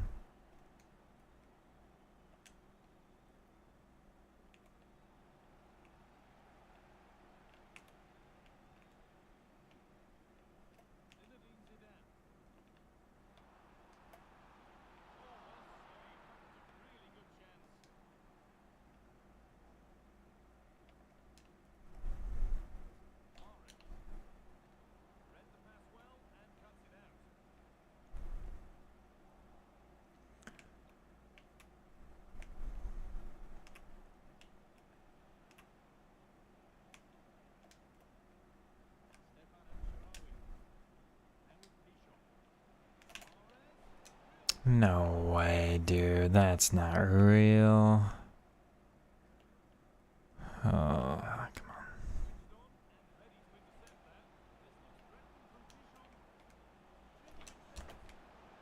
Bro, get the ball out of your feet, dude. Come on.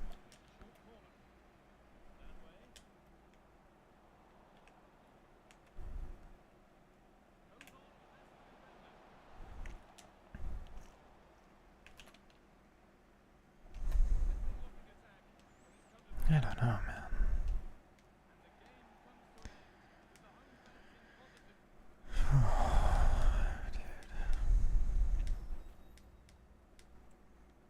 There should be no game that I ever lose to that guy. That was very bad.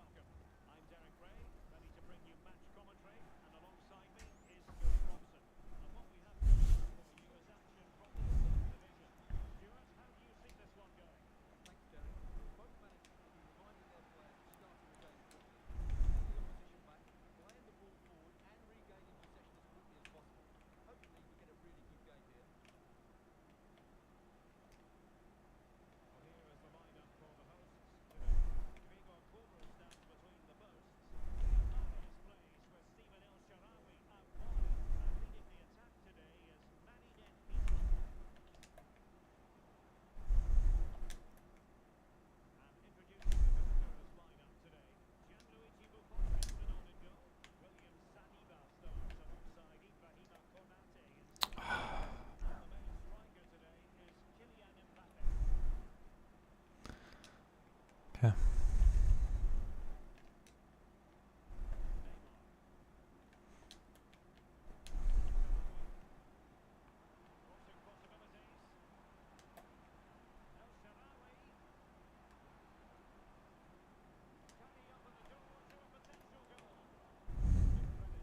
Give me that. No. Wow, game. Come on. Bro, that sucks.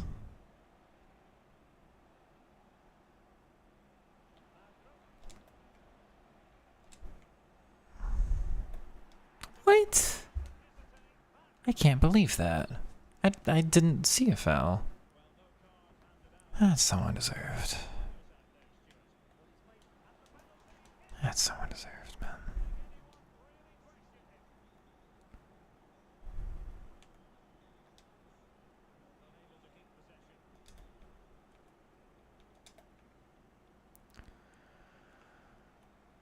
When I get injured out of that. Wow.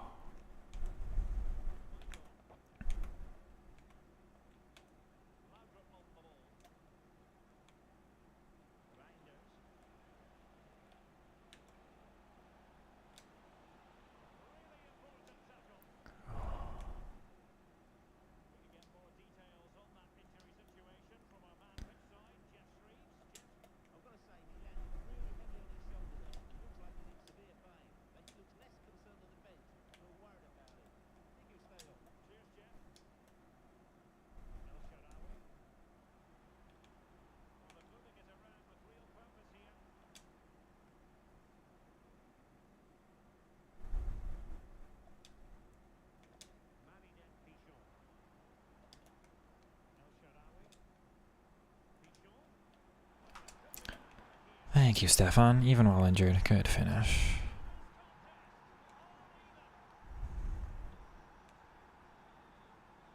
I feel like if I put attack on the wingers, funny enough, I have to use L1 and manually queue them on runs even more. That I don't understand. They stay further up the field, but they make less runs.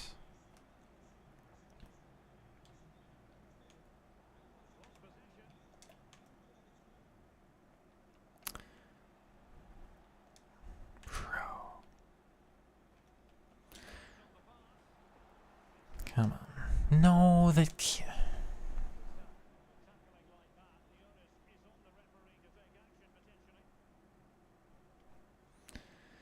You can't register that as a slide tackle game. That's a clearance in any reasonable sense. Merry Christmas. I don't know if Christmas is on a different day for you where you are, Bohemian, but I don't think you're correct. Welcome on in. It has been saddening to see you less in the stream. I guess I've talked down your Travellas too much. You won't hang out with me anymore. It's like I got Neymar and you don't want to watch. Why are we moving like that, Stefan?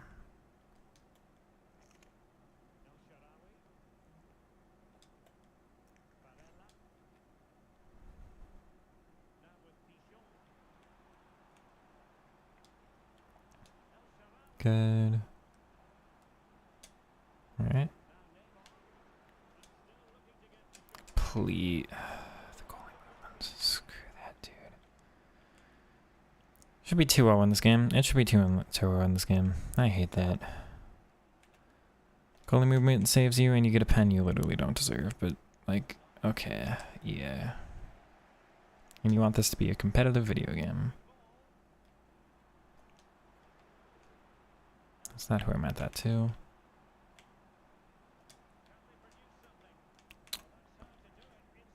Thank you, Nicolo. Let's go back. Why is he not making a run?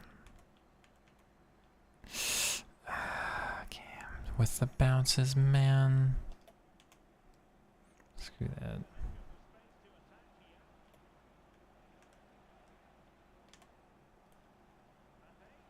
I disagree. I disagree, man. None of that's deserved. It should be 2-0 for me. Fucking God, man. Why are we like this, EA?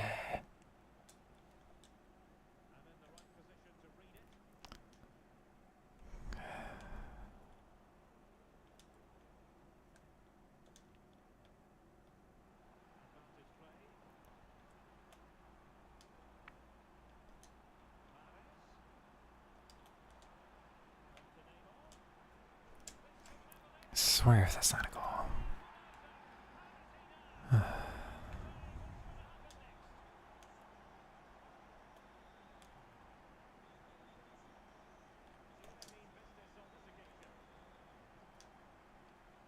He's normally better there. That sucks. Let me turn, game. Come on. Alright, I'll take that.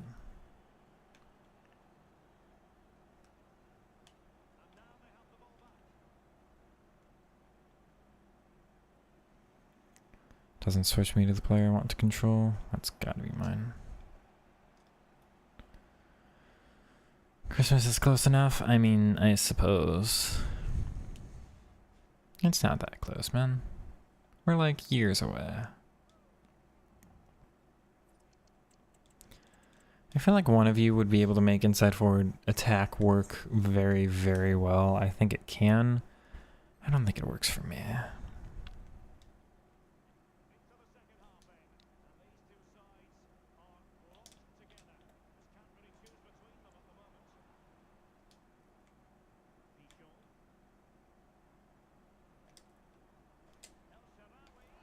Come on. No, it should be like 4-0, man.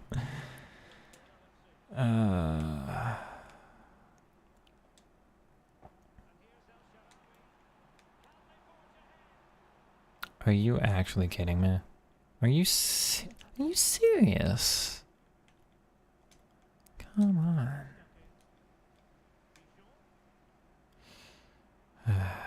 Give me that.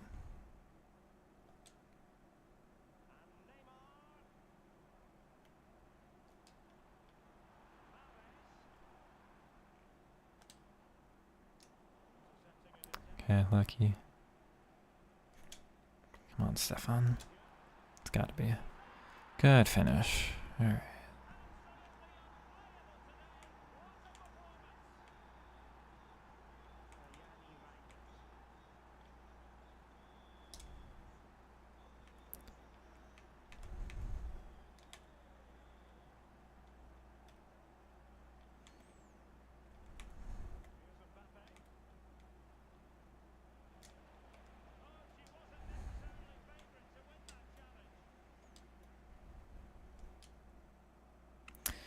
Get a little lucky, but that's a great ball. You know what?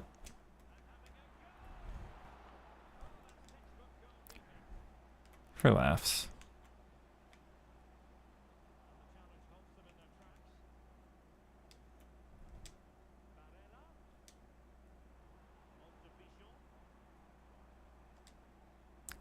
Oh my god, man.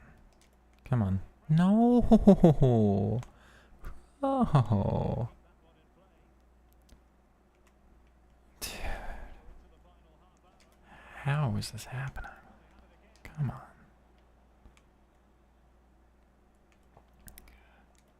No. I've really hadn't. I've had enough of the bounces.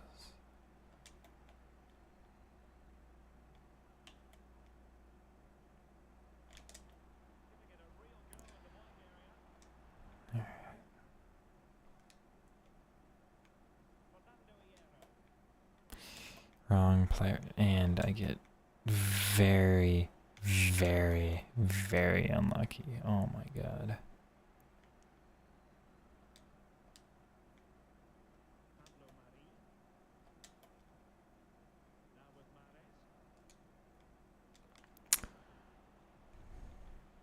Okay.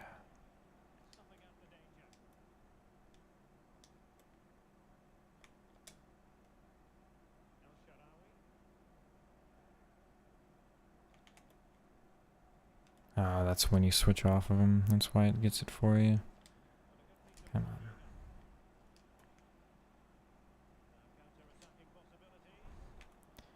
Why have I completely stopped being able to do anything in this game? Come on.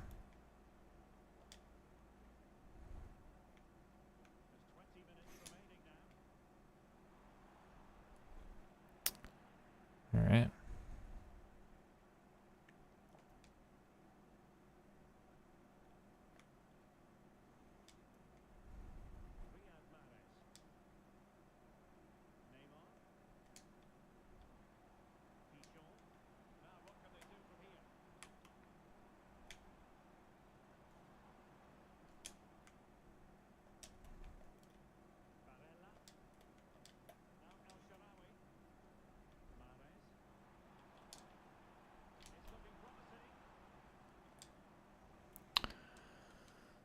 Alright.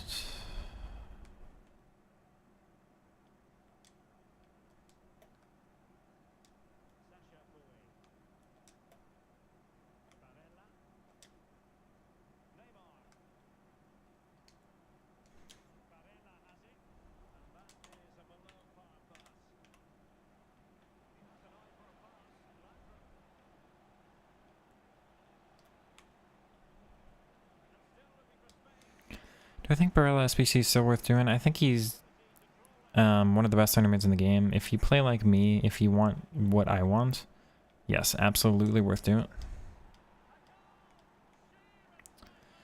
Comes very, very recommended. I would wait till tomorrow and just see what kinds of cards we're going to get. Just in case there's like a Winter Wildcard Center Mid or SBC or something that entices you a little more, but yes, Barella is one of my favorite players I've used this year.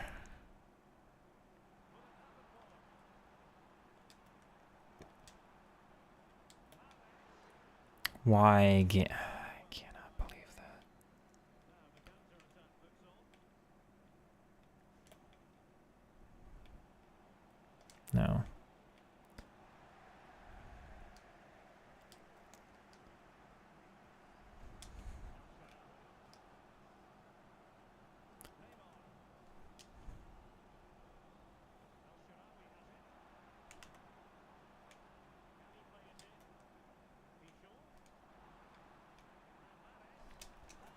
Are you kidding me? Are you actually serious? I'm really surprised.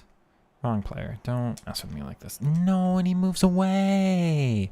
Why? You should have some of the best attacking AI in the game in that position, and he just backs into the center back.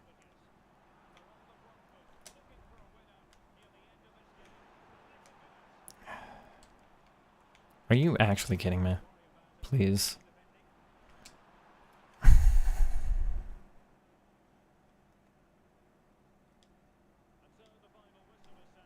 That doesn't make any sense to me. God, man.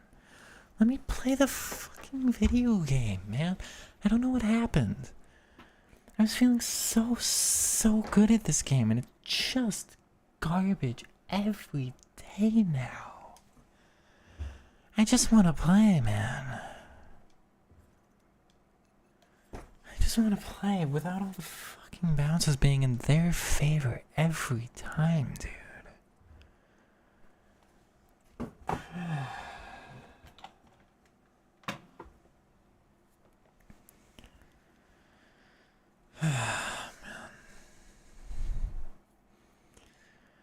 Have I tried the camera closer for skilling? Somebody asked earlier. I have, and I really don't like it.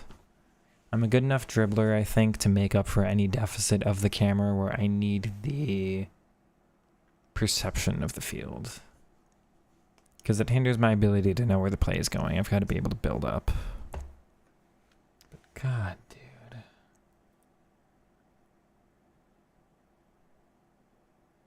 I cannot be losing to losers like that, man. That guy was so bad.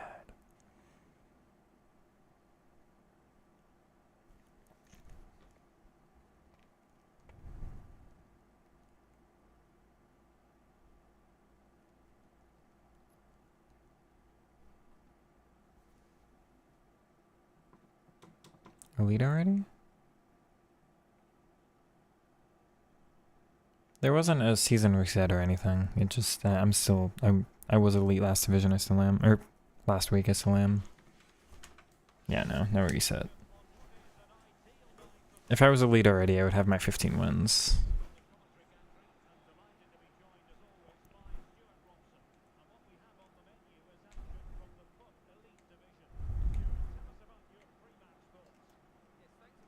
Come on.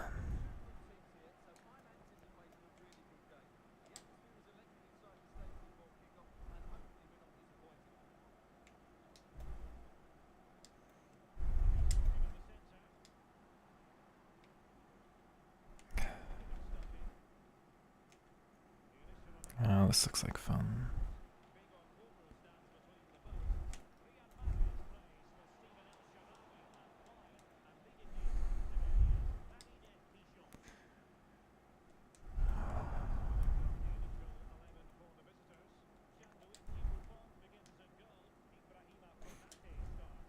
Good.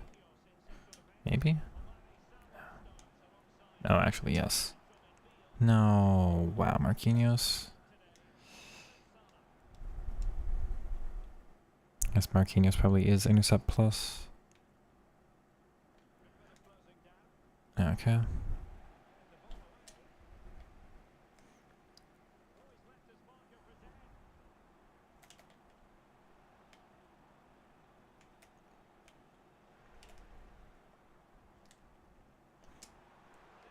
Yeah. The attack positioning is so bad there. Damn. And he get punished for no reason because he just falls over off the play.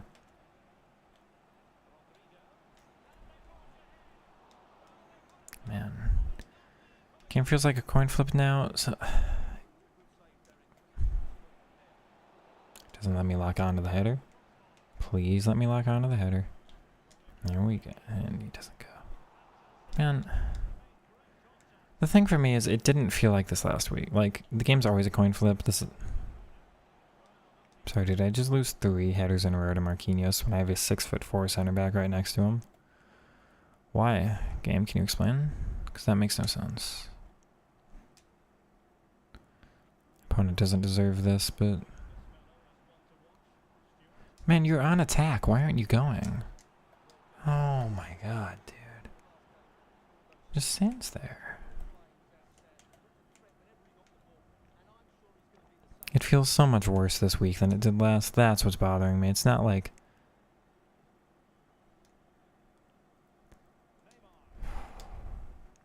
It's not like I've always felt this bad at the game, you know? I was guessing there'd be some goalie movement. There wasn't. Oh well.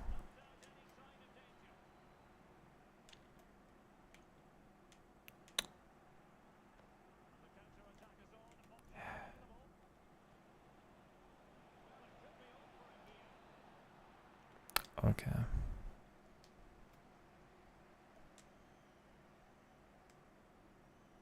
I have first touch plus, man. It would be nice if it did anything for me there.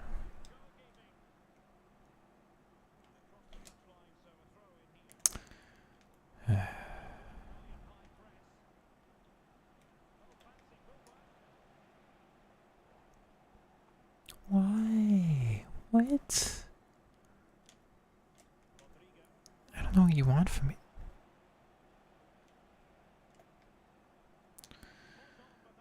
Oh my god. I've had enough. Come on.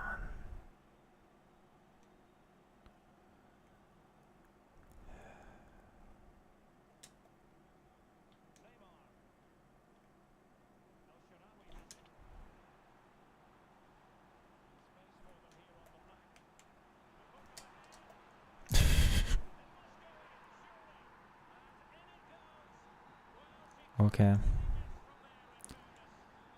That made no sense. I'm not happy about it. But I guess that's the stuff we have to rely on this year. Right now, at least, because I can't get any of my normal stuff to work. Okay.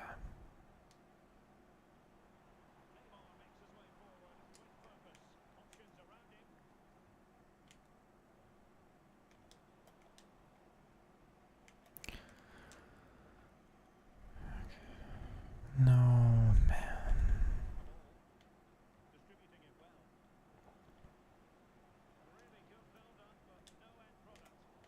That's my fault. That's garbage. Alright. 2-week vacation begins in 2 hours. Good luck, man. Or, not good luck. Congrats. Good luck with the final. Can I stop conceding corners? Can I win a header?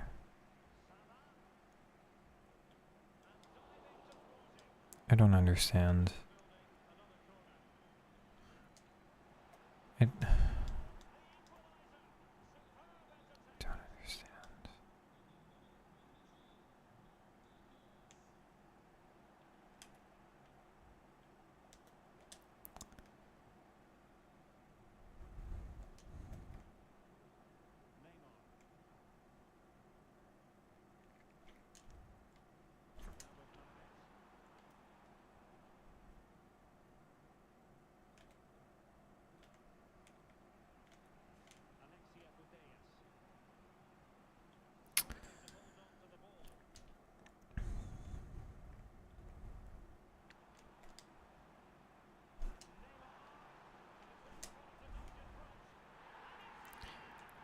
Very strange goal. Very lucky for me. But once again, that's kind of all I'm getting. Gotta build something better. Don't. It's not deserved. Come on. No. What? Stop, game. Oh my god.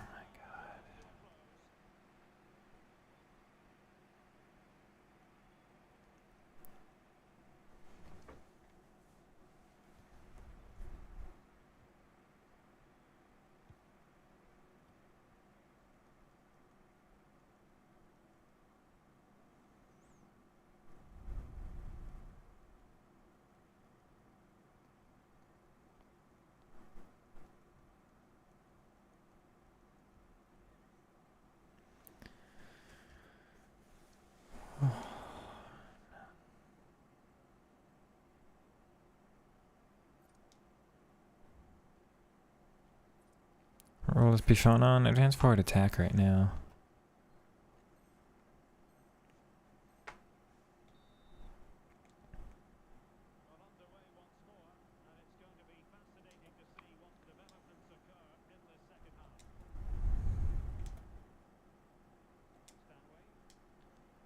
That's good.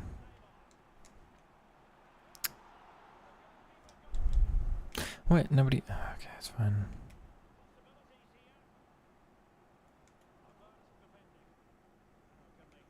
Normal F6 not good enough there. I'm still testing out when it is. Good, Kochawi.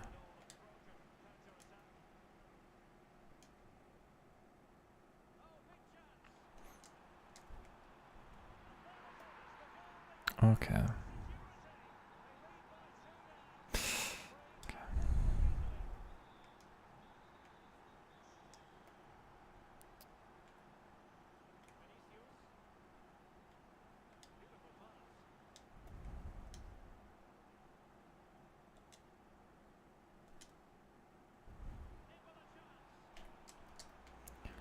Well, all of a sudden this half she wanted to be really effective. Oh, it's been normal wingbacks on the sidelines for a while. Or on the wingbacks, but we've got attack on the wide mids and deep lying playmaker again, roaming on the CDMs. That was weird.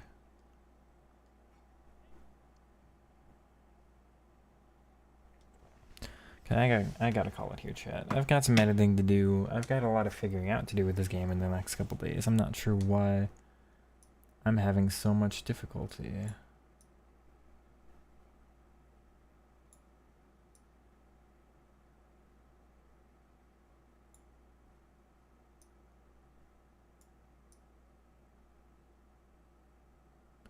Good night, everybody. I'm gonna call it there. Take it easy. I will see you all tomorrow for some qualies and Foot Champs game.